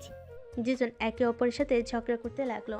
সবাই হাসতে থাকলো। নদীর বিষয়টা ভালো লাগলো না। নদী উঠে এসে মেয়েটাকে আয়নের উপর থেকে তুলে দিল। নদী হেসে বলে, মুখে ঝগড়া কর, উপরে উঠে করার কি দরকার? নদীর কথা শুনে ওর কাজিনরা সবাই বলতে লাগলো, জেলাসি, কেউ কি পোড়া পোড়া গন্ধ পাচ্ছ? নদী রাগী লোক নিয়ে তাকাতে সবাই হাসতে লাগলো। রায়নের স্ত্রী ওদের পাশে বসে বলে, ঠিক আছে, জামাই নিয়ে জেলাসি করবেন না তো কি করবে? নীলা কিছুটা লজ্জা পেয়ে গেল। অ্যান্ড সবাইকে বলল, থাকেন, অনেক খেলা করছি। নীরব চলো একটু হাঁটাহাঁটি করে আসি। অ্যান্ড কথাটা বলে নীরবের হাত ধরে নেমে গেল। অ্যান্ড বাসা থেকে বের হয়ে দুজন হাঁটাহাঁটি করে একটা দোকানে গিয়ে বসে পড়ল। অ্যান্ড চা খেতে লাগলো। নীরবকে চিপ চকলেট কিনে দিল। অ্যানের চা খাওয়া হয়ে গেলে অ্যান বিল দিয়ে নীরবকে নিয়ে হাঁটতে লাগলো। অ্যানের খাওয়া শেষ হলে দুজন বাসায় চলে গেল। অ্যানের সাথে আরও কিছু আত্মীয়দের পরিচয় করিয়ে দিতে লাগলো। সবার সাথে কথা বলতে বলতে অনেক রাত বেজে গেল। অ্যান সবার সাথে অনেকটা মিশে গেছে। সবাই মিলে একসাথে খাবার খেতে বসলো। সবার সাথে আনন্দ করে খাবার খেয়ে আর নীরব রুমে চলে গেল। নীরব গেলে দেখে সবাই বসে থেকে আড্ডা দিচ্ছে। আয়নকে দেখে সবাই চলে গেল। নদী দরজা লাগিয়ে দিল আর নীরবকে শুইয়ে দিয়ে নদীকে বলল, আমি কোথায় ঘুমাবো? এই রুমে তো সোফাও নাই। নীরবের পাশে ঘুমাও। আপনাদের সাথে এইটা কেমন দেখায়? সমস্যা কি, ঘুমাও। আয়ন আর কিছু বলল না। আয়ন নীরবের পাশে শুয়ে পড়লে নীরব আয়নকে জড়িয়ে ধরে ঘুমালো। সকালে আজানের শব্দ কানে আসলেই ঘুম ভেঙে গেল। নদী লাইট জ্বালিয়ে দেখে আর নীরব একে অপরকে জড়িয়ে ধরে বাচ্চাদের মতো করে ঘুমাচ্ছে। নদীর মুখে মুচকি হাসি রেখা ফুটে উঠল। লাইটের আলোতে আয়নের ঘুম ভেঙে গেল। তাকিয়ে দেখে নদী তাকিয়ে আছে। নদী আয়নকে দেখে সাথে সাথে চোখ সরিয়ে নিল। আয়ন বলে উঠল, কিছু হয়েছে কি? না, নামাজ পড়বে না। হ্যাঁ। নদী আয়ন দুজন উঠে ফ্রেশ হয়ে একসাথে অজু করে নিল। আয়ন রুম থেকে বের হয়ে মসজিদে চলে গেল। মসজিদ থেকে নামাজ পড়ে এসে দেখে নদীর খালু একা কাজ করছে। আয়ন গিয়ে তাকে সাহায্য করতে গেলে নদীর খালু বলে, বাবা তুমি যাও, রেস্ট নাও, কাজ করতে হবে না। আঙ্কেল আপনি একা করছেন, এইটা দেখতে ভালো লাগছে না। আর রাইসা আপু তো আমার বোনের মতো, তাই বোনের বিয়েতে ভাই হিসেবে তো কাজ করতেই পারি, তাই না? আয়নের কথা শুনে নদীর খালু হাসে। আর কিছু বলতে পারল না। আয়ন কাজে সাহায্য করতে লাগলো। আয়ন সারাদিন অনেক কাজ করতে লাগলো। আয়নকে দেখে সবাই অনেক প্রশংসা করতে লাগলো। নদীর আম্মুকে একজন বলে, নাহিদা, তোর জামাইটা আসলে অনেক ভালো। সেই সকাল থেকে কাজ করছে। কতবার সবাই না করলো, কারো কথা শুনলো না। বলে বোনের বিয়েতে ভাই কাজ করবে না তো কে করবে। কত সুন্দর করে কথা বলে। এই সময় এমন ছেলে পাওয়া ভাগ্যের ব্যাপার। শোন, এমন আর কোনো ছেলে পাইলে আমাকে বলিস তো। আরও আরেকজন আয়নের প্রশংসা করতে লাগলো। আয়ন বাসার ভিতর ঢুকলে রাইসা বলে, এই যে ভাইজান, শুধু বোনের বিয়েতে কাজ করলে হবে? খাবারটাও তো খেতে হবে নাকি? রাইসার কথা শুনে আয়ন হেসে দিয়ে বলল, খাওয়ার উপরেই তো আছি, আর কত খাবো? পেট ফেটে যাবে। আর এতগুলো শালিকা থাকলে কোনো দুলাভাই না খেয়ে থাকতে পারবে নাকি? আয়নের কথা শুনে সবাই হাসতে লাগলো। নীরব এসে বলে, মামা তুমি সারাদিন খালি কাজ করছো, আমাকে একটু সময় দিচ্ছ না, আমার কিন্তু ভালো লাগছে না। আরে বাবা, আই এম সরি, আমার কাজ হয়ে গেছে। আপনাকে নিয়ে বের হব জন্যই তো আসলাম। আমি জাস্ট খালুর সাথে কথা বলে আসি, প্লিজ প্লিজ। নীরব, চলো আমি তোমাকে ঘুরতে নিয়ে যাই। না, আমি আমার সাথে যাব। রায়হান রেগে গেলে ধমক দিলে আয়নের মেজাজ গরম হয়ে গেল। আয়ন রেগে বলল, এই আপনার সমস্যা কি? বাচ্চাদের সাথে নরম কণ্ঠে কথা বলতে পারেন না? যত সব। আমার ছেলের সাথে কেমন ব্যবহার করব সেটা আমার একান্ত ব্যক্তিগত ব্যাপার। তোমার থেকে কি আমাকে শিখতে হবে নাকি? জন্ম দিলেই বাবা হওয়া যায় না। সামিরার কথা শুনে রায়হান চুপ হয়ে গেল। আয়ন নীরবের হাত ধরে নিয়ে গেল। খালুর সাথে কথা বলে আয়ন রুমে চলে গেল। গোসল করে ফ্রেশ হয়ে নীরবকে নিয়ে বের হয়ে গেল। রাত 11টার দিকে বাসে আসলো। রুমে গেলে আরও কিছু আত্মীয়দের সাথে পরিচয় করিয়ে দিল। আয়ন রুমে যেতে যেতেই ভাবতে লাগলো, বাবারে বাবা, এত আত্মীয় স্বজন। ভাবতে ভাবতে রুমে গেলে দেখে রুম ভর্তি মানুষজন। আয়নকে দেখে একটা মেয়ে বলে, নীরব, এই ছেলেটা কে? এই ছেলে এখানে কি করো? যাও। আয়ন কিছু বলতে যাবে, সাথে সাথে সামিরা বলে, খালামণি, উনি আমার আব্বু হয়। আব্বু, তুমি আসো। আম্মু মনে হয় বড় খালামণিদের সাথে হাঁটতে দিচ্ছে। ও আচ্ছা। আয়ন রুমে গিয়ে ওয়াশরুমে চলে গেল। কয়েকটা মেয়ে হা করে তাকিয়ে বলে, কি বললি? এটা তোর নতুন আব্বু? ছোট ভাবছিলাম, বাট চকলেটের ডিব্বা। একজন থাপ্পড় দিয়ে বলে, আপু, শুনলে না, তোর খবর আছে। মেয়েটা বলে, আপুর চয়েস অনেক ভালো। এই সামিরা, তোর আব্বুকে বলিস তো আরেকটা বিয়ে করবে নাকি? মেয়েটার কথা শুনে সবাই হা করে তাকালে সামিরা বলে, খালামণি, লুচ্চামি বাদ দাও। আমার আব্বু এরকম না। আমার আব্বুর সাথে ভাব নিতে চাইও না। আপু বলে ডাকা শুরু করবে। রূপা খালামণি আব্বুকে প্রপোজ করেছিল। আব্বু সেই যে আপু বলা শুরু করেছে। কথাটা বলে সবাই হাসতে লাগলো। রূপা বলে, কি রে, তুই কিভাবে জানলি? সামিরা হাসতে হাসতে বলে, আমি ওইখান দিয়ে যাচ্ছিলাম। আমি দেখতে চেয়েছিলাম আব্বু কি করে। আমি তো ভেবেছিলাম অন্য ছেলের মতো করবে, বাট সব উল্টা। সামিরা, তুই একটু পাকনা হয়ে যাচ্ছিস না? উফ খালামণি, ক্লাস 9 উঠেছি, এখন কি ছোট আছি নাকি? আয়ন ওয়াশরুম থেকে বের হয়ে সামিরার কথা শুনে আয়ান বলল, সামিরা, তুমি বড়দের মাঝে কি করো?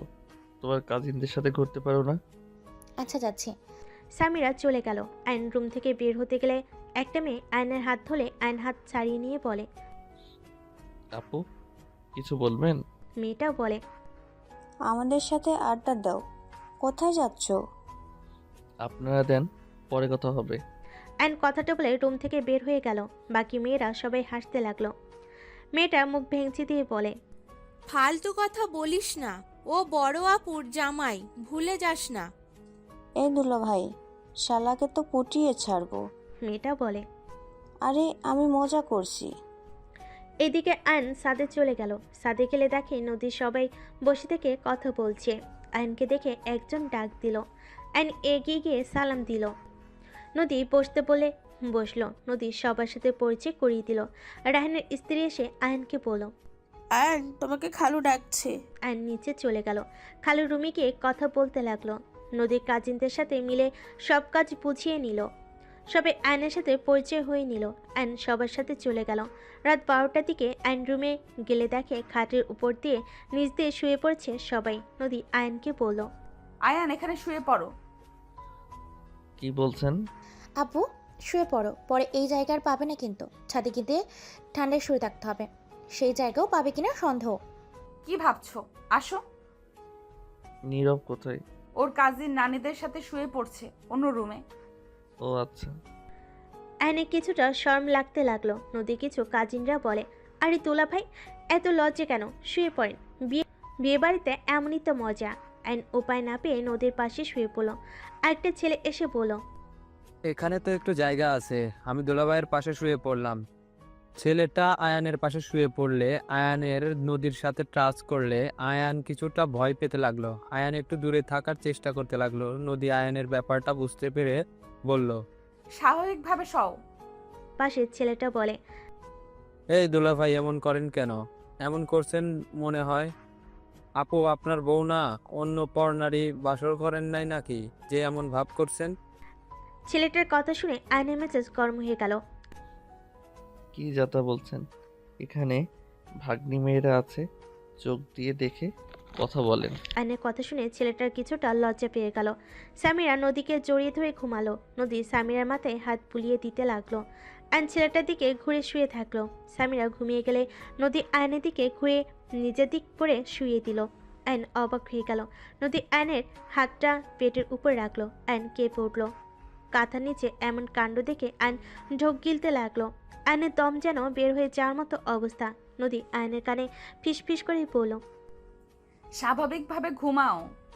আমি তোমার স্ত্রী, অন্য কেউ না যে এইভাবে দূরে দূরে থাকার চেষ্টা করবে। নদীর কথা শুনে অ্যান কিছুটা সাহস পেল। অ্যান আস্তে আস্তে বলল, আপনি রাগ করবেন না? রাগ কেন করব? পাশের ছেলেটা বলে, দেখ ফিসফিস করে করো না তো, ঘুমাতে দাও। আর দুলাভাই যান, বউকে জড়িয়ে ধরে ঘুমান, তাও ফিসফিস করেন না। অ্যানকে ধাক্কা দিলে অ্যান সোজা নদীর উপর গিয়ে পড়ে। নদীর কাছাকাছি আসতেই দুজনের নিঃশ্বাস ভারী হতে লাগলো। সামিরা নড়ে উঠল। অ্যান ঠিক হয়ে শুয়ে পড়ল। নদী আয়নের বুকে মাথা রেখে চোখ বন্ধ করে ফেলল। অ্যান যেন বরফের মতো জমে যেতে লাগলো। অ্যান অনেক কষ্টে ঘুমিয়ে গেল। সকালে ঘুম ভাঙলে আয়ান নদী একে অপরকে জড়িয়ে ধরে ঘুমিয়ে আছে। সবার হাসির শব্দ শুনে সামনের দিকে তাকালে দেখে সবাই উঠে পড়েছে, সাজগোজ করছে। সামিরাকে দেখে আয়ন বেশ লজ্জা পেয়ে গেল। তাড়াতাড়ি করে নদীকে সরিয়ে দিয়ে উঠে পড়ল। অ্যানকে এভাবে উঠতে দেখে সবাই হা হয়ে গেল। নদীর ঘুম ভেঙে গেল। অ্যান তাড়াতাড়ি ওয়াশরুমে গিয়ে ফ্রেশ হয়ে রুম থেকে বের হয়ে গেল। নদী তাড়াতাড়ি করে ওয়াশরুমে চলে গেল। অ্যান নিচে গিয়ে সবার সাথে বসে কথা বলতে লাগলো। নির্বেশে আয়না করে বসে পড়ল। সবার সাথে আড্ডা দিয়ে গায়ে হলুদ দেওয়ার জন্য সবার সাথে পাঞ্জাবি পায়জামা পরে রেডি হয়ে নিল। গায়ে হলুদের অনুষ্ঠান করা শেষ করে রাতে আয়ান নীরবের সাথে সবাই বসে আড্ডা দিতে লাগলো। এদিকে নদী একা রুমে বসে থেকে অফিসের কাজের ব্যাপারে কথা বলছিল। হঠাৎ করে তুলি ভিতরে আসলো। নদীর কথা শেষ হলে তুলিকে বলল, কিরে, কিছু বলবি? আপু, সত্যি করে বলবে, আয়ান আর তুমি কি একসাথে ঘুমাও না? হঠাৎ এই প্রশ্ন কেন? না মানে আমার কেন জানি গতকাল রাতে দেখে মনে হচ্ছে তুমি আয়ান একসাথে ঘুমাও না। আয়ান গতকাল রাতে অকওয়ার্ড ফিল করছিল। আপু, তোমরা কি বাসর করো নাই? আমি তোর বড় বোন, কি সব কথা বলস? আমি জানি, বাট আপু তুমি কি আয়ানকে নিজের থেকে সরিয়ে রাখো নাকি? দেখো আপু, আয়ান অনেক ভালো ছেলে। স্বামীরা নীরবকে নিজের সন্তানের মতো করে ভালোবাসে। ওইটুকু ছেলে সবকিছু কত সুন্দর করে মানিয়ে নিয়েছে, অথচ তোমাকে টাচ করার সাহস পায় না। রাতে স্পষ্ট আমি দেখেছি ওর চোখে মুখে ভয়ের ছাপ ছিল। দেখো আপু, আমি রাগের মাথায় সেই দিন তোমাকে অনেক কিছু বলেছি। আমি সেই তোমাকে বলছি, সময় থাকতে আয়ানকে নিজের করে নাও। ও ছেলে মানুষ, নিজেকে অনেকটাই কন্ট্রোল করে। সব সময় কিন্তু কন্ট্রোল থাকবে না। আশা করি আমার কথা বুঝতে পারছো। তুলি কথাগুলো বলে রুম থেকে বের হয়ে গেল। তুলির কথাগুলো কানে বাজতে লাগলো। নদী আয়নকে নিয়ে ভাবতে লাগলো। হঠাৎ করে আয়ন রুমে এসে দেখে নদী কিছু নিয়ে ভাবছে। আয়ন ফোনে চার্জ দিতে দিতে বলে, কিছু হয়েছে নাকি? সবাই উপরে আর আপনি এখানে একা কি করেন? আয়নের কথা শুনে ঘোর ভাঙলে। নদী খাট থেকে উঠে আয়নের কাছে গিয়ে আয়নের মাথার পিছনে ধরে ঠোঁট জোড়া এক করে ফেল। আয়নের ঠোঁট চকলেটের মতো খেতে শুরু করলো। আয়ন হা হয়ে গেল। আয়ন বুঝতে পারছে না কি করবে। আয়ন নদীকে সরিয়ে দিয়ে বলল, কি করছেন দেখেন, আমি ছেলে মানুষ। আপনি যদি এমন করেন আমি নিজেকে কন্ট্রোল করতে পারবো না, পরে আপনি নিজেই রেগে যাবেন। তোমাকে কন্ট্রোল করে রাখতে কে বলছে? আপনি তো আমাকে ভালোবাসেন না, আপনি তো আপনার এক্স হাজবেন্ডকে ভালোবাসেন। আমি কাউকে ভালোবাসি না, এই তো তোমার ভুল ধারণা। আমি ভেবেছিলাম তুমি আমার বয়সে ছোট, তাই আমি তোমাকে দূরে দূরে রাখছি। আর আমরা যখন স্বামী স্ত্রী, সেখানে আমার মনে হয় না তোমাকে দূরে রাখা ঠিক হচ্ছে। আয়ান, তুমি কি আমাকে পছন্দ করো নাকি না? যদি না করো তাহলে আমাকে বলে দিতে পারো। আমি চাই না তুমি আমাকে দয়া করো। আমি আপনাকে দয়া করছি না। প্রথমে আমার টাকার দরকার ছিল আর আপনাকে প্রোটেকশন দেওয়ার দরকার ছিল, তাই আমি আপনাকে বিয়ে করেছি। কারণ আমি দেখেছি ডিভোর্সি মেয়েদের জীবনটা কত কষ্টের হয়, যে কারণে আমি আপনার আশেপাশে থাকার চেষ্টা করছি। বাট এখন আমার মনে হয় আমি হয়তো আপনাকে ভালোবেসে ফেলেছি। হয়তো স্বামী স্ত্রী পবিত্র সম্পর্কের জন্য হয়তো আল্লাহ আপনার প্রতি আমার ভালোবাসা সৃষ্টি করে দিয়েছে। তার মানে তুমি আমাকে ভালোবাসো, তাহলে আগে কেন বলো নাই? আপনি যদি থাপ্পড় মেরে দিতেন বা রিজেক্ট করতেন তাহলে মনটা ভেঙে গোড়াগোড়া হয়ে যেত। আয়নের কথা বলার স্টাইল দেখে নদী ফিক করে হেসে দিল। আয়ন মুগ্ধ নয়নে তাকিয়ে বলল, আপনার হাসিটা অনেক সুন্দর, মন চায় সব সময় দেখতে। তাই না ফাজিল একটা? দেখি আমাকে জড়িয়ে ধরতে পারো কিনা। নদীর কথা শুনে আয়ন তাড়াতাড়ি করে গিয়ে নদীকে শক্ত করে জড়িয়ে ধরে। নদী আয়নের কানে হালকা করে কামড় দিলে আয়ন দুষ্টামি করে নদীর ঠোঁট জোড়া নিজের দখলে নিয়ে নিল। নদীর কোমরটা নিজের সাথে শক্ত করে জড়িয়ে ধরল। নদীর ঠোঁট ছেড়ে গলায় কিস করতে যাবে, সাথে সাথে দরজা খুলে সাথে সাথে আয়ন নদীকে ছেড়ে দিল। ঘুরে তাকাতে নদীর কাজিনরা বলে ওঠে, সরি, আমরা কিছু দেখি নাই। আমরা অন্ধ। আফা, কোনো দিক দরজা। কথাগুলো বলে হাসতে লাগলো। নদী আয়ন লজ্জায় লাল হয়ে যেতে লাগলো। ওর কাজিনরা হেসে ভিতরে ঢুকলো। আয়ন তাড়াতাড়ি করে রুম থেকে বের হয়ে গেল। ছাদে গেলে নীরব সবার সামনে বসে বলে, মামা তোমার ঠোঁটে লিপস্টিকের মতো লাগছে, এটা কিভাবে লাগালো? নীরবের কথা শুনে আয়ন লজ্জা পেয়ে গেল। সবাই মিটিমিটি হাসতে লাগলো। আয়ন তাড়াতাড়ি করে মুছতে লাগলো। নদীকে ধরে ওর কাজিনরা নিয়ে আসতে লাগলো। একটা মেয়ে বলে, তুমি বুঝবে, নীরব বড় হও। নদীকে লজ্জা পেতে দেখে রায়হানের রাগ হতে লাগলো। রায়হান বলে ওঠে, বেহার দল একটা। কথাটা বলে নিচে চলে গেল। সামিরা কানে হেডফোন দিয়ে থাকলো। নীরব নদীর কাছে গিয়ে বসলো। সবাই নিচে চলে গেল। নিচে গিয়ে গান বাজনা করতে লাগলো। আয়নকে ধাক্কা দিয়ে মধ্যে পাঠিয়ে বলে, দুলাভাই অনেকক্ষণ বসে থাকছেন, এবার নাচেন। আমি তো পারি না। তোমাকে তো অনুষ্ঠানে নাচতে দেখেছিলাম। দেখ, বউ নাকি শত্রু বুঝি না। আয়নের কথা শুনে সবাই হাসতে লাগলো। নদী হেসে বলে, বউ ও শত্রুও নাচো এবার। ক্যামেরাম্যান হয়ে যাই আমি। আয়ন গান সিলেক্ট করে নাচতে শুরু করলো। আয়ন তুলিকে ইশারা করলে তুলি উঠে আয়নের সাথে নাচতে শুরু করলো। সবাই হা করে তাকিয়ে আছে। আয়ন লাস্টের দিকে নদীকে তুলে নাচাতে লাগলো। নদী লজ্জায় লাল হয়ে যেতে লাগলো। সামিরা বলল, আমু, নাচো, লজ্জা পাও কেন? নদী আয়নকে ধাক্কা দিয়ে নাচতে শুরু করলো। আয়ন মুগ্ধ নয়নে তাকিয়ে নাচ দেখতে লাগলো। নদীর কোমর থেকে শাড়ি খুলে যাবে, সাথে সাথে আয়ন নদীকে কোলে তুলে নিল। এই পাগল, কি করছো? নামাও। আয়ন কিছু না বলে ওইখান থেকে সরে সামিরার কাছে গিয়ে নামিয়ে দিয়ে বলল, সামিরা, তোমার আম্মু শাড়িটা ঠিক করে দিয়ে আসো। সামিরা নদীর কোমরের শাড়ি ধরে নিয়ে গেল। অ্যান্ড সবার সাথে নাচ করতে লাগলো। সবাই অনেক আনন্দ করে। অনেক রাতে সবাই ঘুমাতে চলে গেল। আয়ন নদীর কাজিনদের সাথে সাথে আড্ডা দিতে লাগলো। নদী বারবার কল দিলে আয়ন রিসিভ করলে। কি ব্যাপার, রুমে আসছো না কেন? আজকে ছাদে ঘুমাবো, ভাইয়ারা সব এখানে থাকতে বলছে। আচ্ছা, সমস্যা হলে চলে এসো। আচ্ছা। অ্যান্ড কল কেটে দিল। অ্যান্ড সবার সাথে আড্ডা দিতে লাগলো। সবাই আড্ডা দেওয়ার শেষে ঘুমিয়ে পড়লো। সকালে আয়নের ঘুম ভাঙলো নীরবে ডাকে। আয়ন উঠে হাই তুলে নীরবকে কোলে বসিয়ে পড়ল। কি বাবু, এত সকালে উঠে পড়েছো? আম্মু নামাজ পড়তে যেতে বললো। আয়ন নীরবকে নিয়ে নিচে চলে গেল। রুমে গিয়ে দেখে সব মেয়ে উঠে পড়েছে। আয়ন ওয়াশরুমে গিয়ে ফ্রেশ হয়ে অজু করে নিল। ওয়াশরুম থেকে বের হলে নীরব অজু করে বের হয়ে আয়নের হাত ধরে চলে গেল। আয়ন নীরব নামাজ পড়ে এসে সবার সাথে আড্ডা দিতে লাগলো। নদী আয়নকে দূর থেকে দেখে চোখে চোখ রাখতে লাগলো। আয়ন সবার সাথে আড্ডা দিয়ে দুপুরের দিকে নীরব আয়ন রুমে গিয়ে গোসল করে রেডি হয়ে নিল। রেডি হয়ে দুজন হাত ধরে নিচে নামতে লাগলো। সবাই আয়ন আর নীরবকে বলতে লাগলো, মার্শাল্লাহ, বাপ ছেলেকে অনেক সুন্দর লাগছে। নীরব কথাটা শুনে বলে, আরে নানু, উনি আমার মামা হয়, আব্বু না তো। নীরবের কথা শুনে রাহেন মিটি মিটি হাসতে লাগলো। আয়ন কিছু বলল না। সামিরা বলে উঠল, আজ থেকে ওনাকে মামা বলবি না। আমি যেমন আব্বু বলি তেমনই আব্বু বলবি। কি আজব বিষয়, একবার আব্বু বলছি তো রেগে গেলে, এখন আমার নিজেই বলতে বলছো। আর আবার আব্বু তো আছে। তোমার যেটা ভালো লাগে ওইটাই বলো। রাহেন নীরবের কথা শুনে মনে মনে অনেক খুশি হলো। আয়ন ওইসবকে পাত্তা না দিয়ে চলে গেল। সেদিন সবার সাথে আনন্দ করে বিয়ে পড়ানোর সময় সবাই অনেক এনজয় করতে লাগলো। নদী এসে আয়নের পাশে দাঁড়ালো। আয়নের হাতে হাত রাখলে আয়ন বারবার সরিয়ে দিতে লাগলো। নদী বারবার হাত ধরে আয়ন রেগে যে কিছু বলতে যাবে, দেখে একটা অন্য কেউ না, নদী।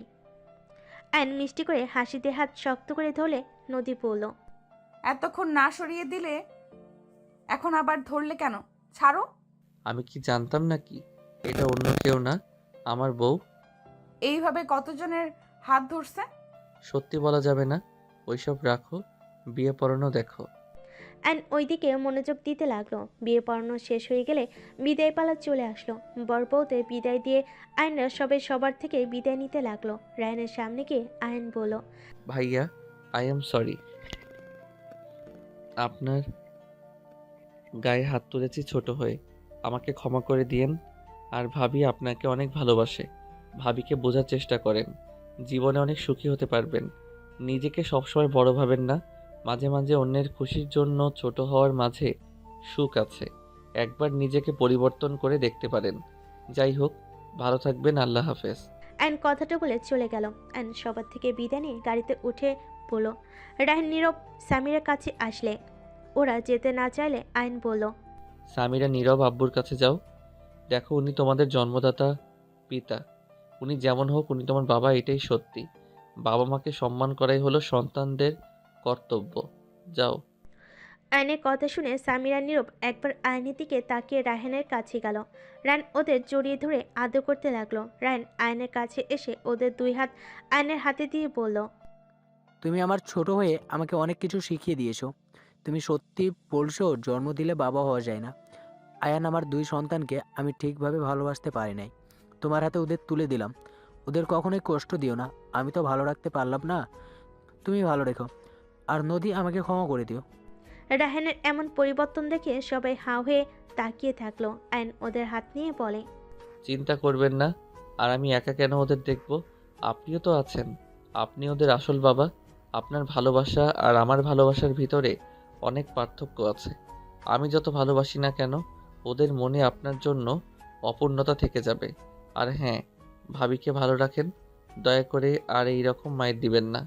নীরব, সামিরা, গাড়িতে ওঠো। আয়নের কথা শুনে রায়হান ওর স্ত্রীকে এক হাত দিয়ে জড়িয়ে নিয়ে বলল, কখনোই দিব না, নিজেকে পরিবর্তন করার চেষ্টা করব। আমাদের দেরি হয়ে যাচ্ছে। নদীর কথা মতো গাড়ি ছেড়ে দিল। নীরব সামিরা ওর আব্বুকে টাটা দিল। নীরব আয়নকে জড়িয়ে ধরে বলল, মামা। বলো। তুমি অনেক ভালো মামা। মানুষের মধ্যে ভালো খারাপ মিলে থাকে বাবু। আমি যে একেবারে ভালো তাও না, আবার একেবারে খারাপ তাও না, তাই এত আমাকে ভালো বলতে হবে না। আমি অত কিছু জানি না, ভালো মানে ভালো। ওকে বাবা, মেনে নিলাম, আমি ভালো, এবার তো খুশি। দুজন হেসে দিল। গাড়ি বাস কাউন্টারে থামিয়ে দিল। আয়নরা সব বাসে উঠে পড়ল। নীরব ওর নানুর কাছে গিয়ে বসে। সামিরা তুলের কাছে আয়ন নদী একসাথে বসলো। 1 ঘন্টা পর নদীর ঘুম আসলে আয়ন নদীকে এক হাত দিয়ে জড়িয়ে নিল। সারা রাত আয়ন জেগে থাকলো। সকাল 10টার দিকে বাস থেকে নামলো। ড্রাইভার গাড়ি নিয়ে আসলে সবাই বাসে চলে গেল। আয়ন সিএনজি দিয়ে ওর আম্মুর কবর দেখতে চলে গেল। আয়ন ওর আম্মুর কবর জিয়ারত করে ওইখান থেকে বের হয়ে চলে গেল। আয়ন বাসে গিয়ে ফ্রেশ হয়ে ঘুমিয়ে গেল। দুপুরে নদী অফিস থেকে এসে দেখে আয়ন ঘুমোচ্ছে। নদী ড্রেস চেঞ্জ করে আয়নের বুকে মাথা দিয়ে ঘুমিয়ে গেল। বিকেলে ঘুম ভাঙলে আয়ন নদীকে বুকে উপরে দেখে মুচকি হাসি দিল। নদীর কপালে ভালোবাসার স্পর্শ এঁকে দিল। সাথে সাথে নদী আয়নের টোটে কিস দিয়ে তাড়াতাড়ি করে বুকে মুখ লুকালো। নদীর কাণ্ড দেখে আয়ন খিলখিল করে হাসতে শুরু করলো। নদীকে নিচে ফেলে দুহাত খাটের সাথে চেপে ধরে পড়ল। আপনি তো ঘুমাইছেন, ঘুমান, আমি তাহলে আপনাকে আদর করি। ঘুমন্ত মানুষটা টের পাবে না। নদী মিটিমিটি হেসে মাথা নেড়ে হ্যাঁ সূচক দিল। আয়ন হাসতে লাগলো। আয়ন নদীর হাত ছেড়ে দিয়ে পেটের উপর থেকে শাড়ি সরিয়ে পেটে হালকা করে কামড় দিল। নদী আয়নের মাথা পেটের সাথে খামচি দিয়ে ধরল। নদী আয়নের হাত ধরে বলল। কি হলো? ঘুমন্ত মানুষ মাথা কেমনে ধরে? নদী চোখ বন্ধ করে বলে, জানি না তো, আমি তো ঘুমিয়ে আছি। ও আচ্ছা, ঘুমিয়ে আছেন তাই না? আয়ন নদীর শাড়ি এক টান দিয়ে সরিয়ে ফেল। নদীর সাথে সাথে চোখ খুলে লজ্জায় লাল হয়ে যেতে লাগলো। আয়ন ঝাঁপিয়ে পড়লো। নদী সরিয়ে দেওয়ার চেষ্টা করতে লাগলো। আয়ন হাত দুইটা খাটের সাথে চেপে ধরে আদর করতে লাগলো। নদী আয়নের সাথে পাল্লা করে আদর করতে লাগলো। 2 বছর পর আয়ন কলেজ থেকে বাসে আসলে দেখে সবাই মিষ্টিমুখ করছে। সবাইকে খুশি দেখে আয়ন সোফায় বসে সামিরার কোলে মাথা দিয়ে শুয়ে পড়ে পড়ল। কি ব্যাপার পিচ্ছি আম্মুজান, এত খুশি কেন আপনারা? সামিরা মাথায় হাত বুলিয়ে দিতে দিতে বলে, আবু গুড নিউজ আছে। কি গুড নিউজ? সামিরা কিছু বলতে যাবে, কলিং বেল বেজে উঠলে নীরবকে খুলে দিল। দেখে রায়হান তার স্ত্রী, নদীর মামারা, খালামণি সবাই এসেছে। নীরবকে দেখে রায়হান বুকে টেনে নিল। রায়হান ভিতরে এসে সামিরার কোলে মাথা দিয়ে আয়নকে শুয়ে থাকতে দেখে কিছুটা খারাপ লাগলো, বাট সেটা প্রকাশ করলো না। সামিরা সবাইকে দেখে বলে, ছোট আম্মু, নানু, খালামণি সবাই তোমরা কেমন আছো? আয়ন সামিরার কথা শুনে সাথে সাথে সোফা থেকে উঠে ব্যাগ কাঁধে তুলে নিয়ে পড়ল। আসসালামু আলাইকুম, সবাই কেমন আছেন? আয়নের সালামের উত্তর নিয়ে সবাই কুশল বিনিময় করলো। আয়ন সবাইকে বসতে দিয়ে নদীর আম্মুকে ডাকতে লাগলো। আম্মু কই আপনি? দেখেন কারা এসেছে। আয়নের কণ্ঠ শুনে নদী তুলি নদীর আম্মু ওপর থেকে 3 জন নেমে এসে সবাইকে দেখে জড়িয়ে ধরতে লাগলো। নদীর আম্মু বলে, তোমরা শেষমেশ আসলে? কবে থেকে বলছি সবাই ঘুরে যাও। একজন বলে উঠল, ছুটি পায় না, এবার সবাই একসাথে প্ল্যান করে চলে আসলাম। দুলাভাই কই? ও অফিসে গেছে। নদীর আম্মুর কথা শুনে নদীর খালামণি বলে, নদী অফিসে যাস নাই? না, ওকে নিয়ে হসপিটালে গেছিলাম, সেখান তাই আর যেতে দেয়নি। সবাই অবাক হয়ে তাকলো। তুলি সবাইকে বলল, আরে খারাপ কোনো খবর নাই, খুশির খবর আছে। বউ ডাক্তার কি বললো? তোমার কি হয়েছে? পরে বলবো, যাও ফ্রেশ হয়ে নাও। আগে বলো কি হয়েছে, না হইলে যাব না। বলবো না, যাও তো। না বললে আম্মু বলবে। আম্মু, ওনার কি হয়েছে? সবাই আগ্রহ নিয়ে অপেক্ষা করতে লাগলো। নদীর আম্মু হেসে বলল, নদী প্রেগনেন্ট। আমরা তো ভয় পেয়ে গেছিলাম, অন্য কিছু হয় নাকি। এটা কোন রোগ? আয়নের কথা শুনে সবাই হা করে তাকালো আয়নের দিকে। আয়ন নিজে বুঝতে সাথে সাথে জিভে কামড় দিয়ে নদীর কাছে গিয়ে নদীকে কোলে তুলে নিয়ে ঘুরতে লাগলো। সবাই হাসতে শুরু করলো। নদী বলে, এই ফাজিল, কি শুরু করছো? ছাড়ো আমাকে। ফাজিল, ছাড়বে নাকি শাস্তির ব্যবস্থা করব? ছাড়বো না, শাস্তি দিতে পারবে না। আমি তোমাকে ছেড়ে অন্য কোথাও যামই না। আয়ান নামাও, বড়দের সামনে লজ্জা করে না নাকি? আয়ন সাথে সাথে নামিয়ে দিয়ে মাথায় হালকা চুল টেনে লজ্জায় দৌড়ে রুমে চলে গেল। নদীকে সবাই কংগ্রেস জানাতে লাগলো। রায়হান নদীকে কংগ্রেস জানালে নদী ধন্যবাদ দিল। সবাইকে রুমে যেতে বলল। নদী সামিরাকে বলল, সামিরা, তোর আব্বুর জন্য খাবার নিয়ে যা, আর বলবি কোচিং যেন যায়, না হইলে খবর আছে। আম্মু আজকে আমি যাব না। 2 জন যাবে, না হইলে 2 জনের কপালে দুঃখ আছে। হ্যাঁ। নদীর আম্মু আয়নের খাবার দিলে সামিরা খাবার নিয়ে রুমে গেল। আয়ন গোসল করে রুমে আসলে সামিরকে মন খারাপ করতে দেখে আয়ন বলল, কি ব্যাপার আম্মু, বাবু হওয়াতে তুমি খুশি না? না হইলে তোমার আম্মুকে বলো বাবু নষ্ট করে দিতে। আয়নের কথা শুনে সামিরা রেগে গিয়ে বলে, উফ আপু, বেশি বুঝবে না তো, আমাদের নতুন ভাই বোন আসবে, আমরা খুশি কেন হব না? আর একবার এসব বললি না খবর আছে। তাহলে মন খারাপ কেন? আমাদের 2 জনকে কোচিং যেতে হবে, আজকে যেতে চাচ্ছি না। আমারও যেতে ইচ্ছে করছে না। একটা আইডিয়া আছে। কি? 2 জন যাব, পরে 30 মিনিট থেকে এসে বলবো ম্যাম অসুস্থ, তাই আমাদের ছুটি দিয়েছে। ওকে আপু, তুমি খেয়ে নাও, আমি রেডি হয়ে নিই। সামিরা চলে গেল। আয়ন খাবার খেয়ে রেডি হয়ে নিল। আর নিচে গেলে সবাই বলে, কি ব্যাপার জামাই বাবা, কোথায় যাবে? কোচিং যাব। আয়নের কথা বলতে বলতে সামিরা এসে বলে, আপু চলো। দুজন সবার থেকে বিদায় নিয়ে বাইক নিয়ে বের হয়ে গেল। 30 মিনিট লেকের পাড়ে গিয়ে দুজন ফুচকা, ঝালমুড়ি সব কিছু বসে থেকে খেতে লাগলো। খাওয়া শেষ করে বাসায় চলে গেল। নদী 2 জনকে দেখে বলল, কি ব্যাপার, এত তাড়াতাড়ি 2 জন কই থেকে আসলেন? আসলে বউ, ম্যাম অসুস্থ, তাই আমরা তার সেবা করে ফিরে আসলাম। বিশ্বাস না হইলে সামিরাকে জিজ্ঞেস করো। হ্যাঁ আম্মু। নদী রেগে বলল। বদমাইশ, দুইজন বাপ বেটি কি শুরু করছস? দুইজন চোর কোথাকার, দুইজনে হাত মানি দেওয়া বন্ধ। চোরগুলো ম্যাম আমাকে কল দিয়ে বলছে দুইজন কেউ ওখানে যাও নাই, আর মিথ্যুক বলে ম্যাম অসুস্থ। তোদের দুইজনকে কি যে করব। নদী উঠতে যাবে অ্যান্ড সামিরাকে বলল। সামিরা, পালাও। দুজন দৌড়ে বাসা থেকে পালিয়ে গেল। সবে ওদের কাণ্ড দেখে খিলখিল করে হাসতে লাগলো। নীরব বলে, দেখছো আম্মু আব্বু আপুর থেকে আমি অনেক ভালো। জীবনে বাচ্চা পোলাপাইনকে বিয়ে করে ভুল করছি, বাচ্চাদের কি সামলাবো, ওকে সামলানো কঠিন হয়ে যাচ্ছে। এই তুলি, দুজনকে বাসায় ঢুকতে দিবি না। হা হা হা, তুই এত ভাব নিস না, নিজেও আগে পাড়া চোর ছিলি। কথাগুলো বলে রায়ান হাসতে লাগলো। নদী হেসে ফেল। কিছুক্ষণ পর ম্যামের কল আসলে রিসিভ করে বলে, নদী ওরা দুজন চলে এসেছে। আচ্ছা, দুইজনকে দেরি করে যাওয়ার জন্য লাঠিপেটা করেন। নদী কল কেটে দিল। এইদিকে আইন সামিরা পড়া শেষ করে সন্ধ্যায় বাসার ভিতর ঢুকে দুজন তাড়াতাড়ি করে রুমে চলে গেল। আইন রুমে গিয়ে দেখে নদী রুমে বসে আছে। নদী রাগী লোক নিয়ে তাকাতেই আইন কান ধরে উঠবস করতে লাগলো। নদী দাঁড়িয়ে গুনতে লাগলো। আইন আস্তে আস্তে উঠবস করতে করতে নদীর কাছে গিয়ে শক্ত করে জড়িয়ে ধরলো। নদী কিছু বলবে তার আগে আইন নদীর ঠোঁট নিজের দখলে নিয়ে নিল। নদীর মুখে মুচকি হাসি রেখা ফুটে উঠল।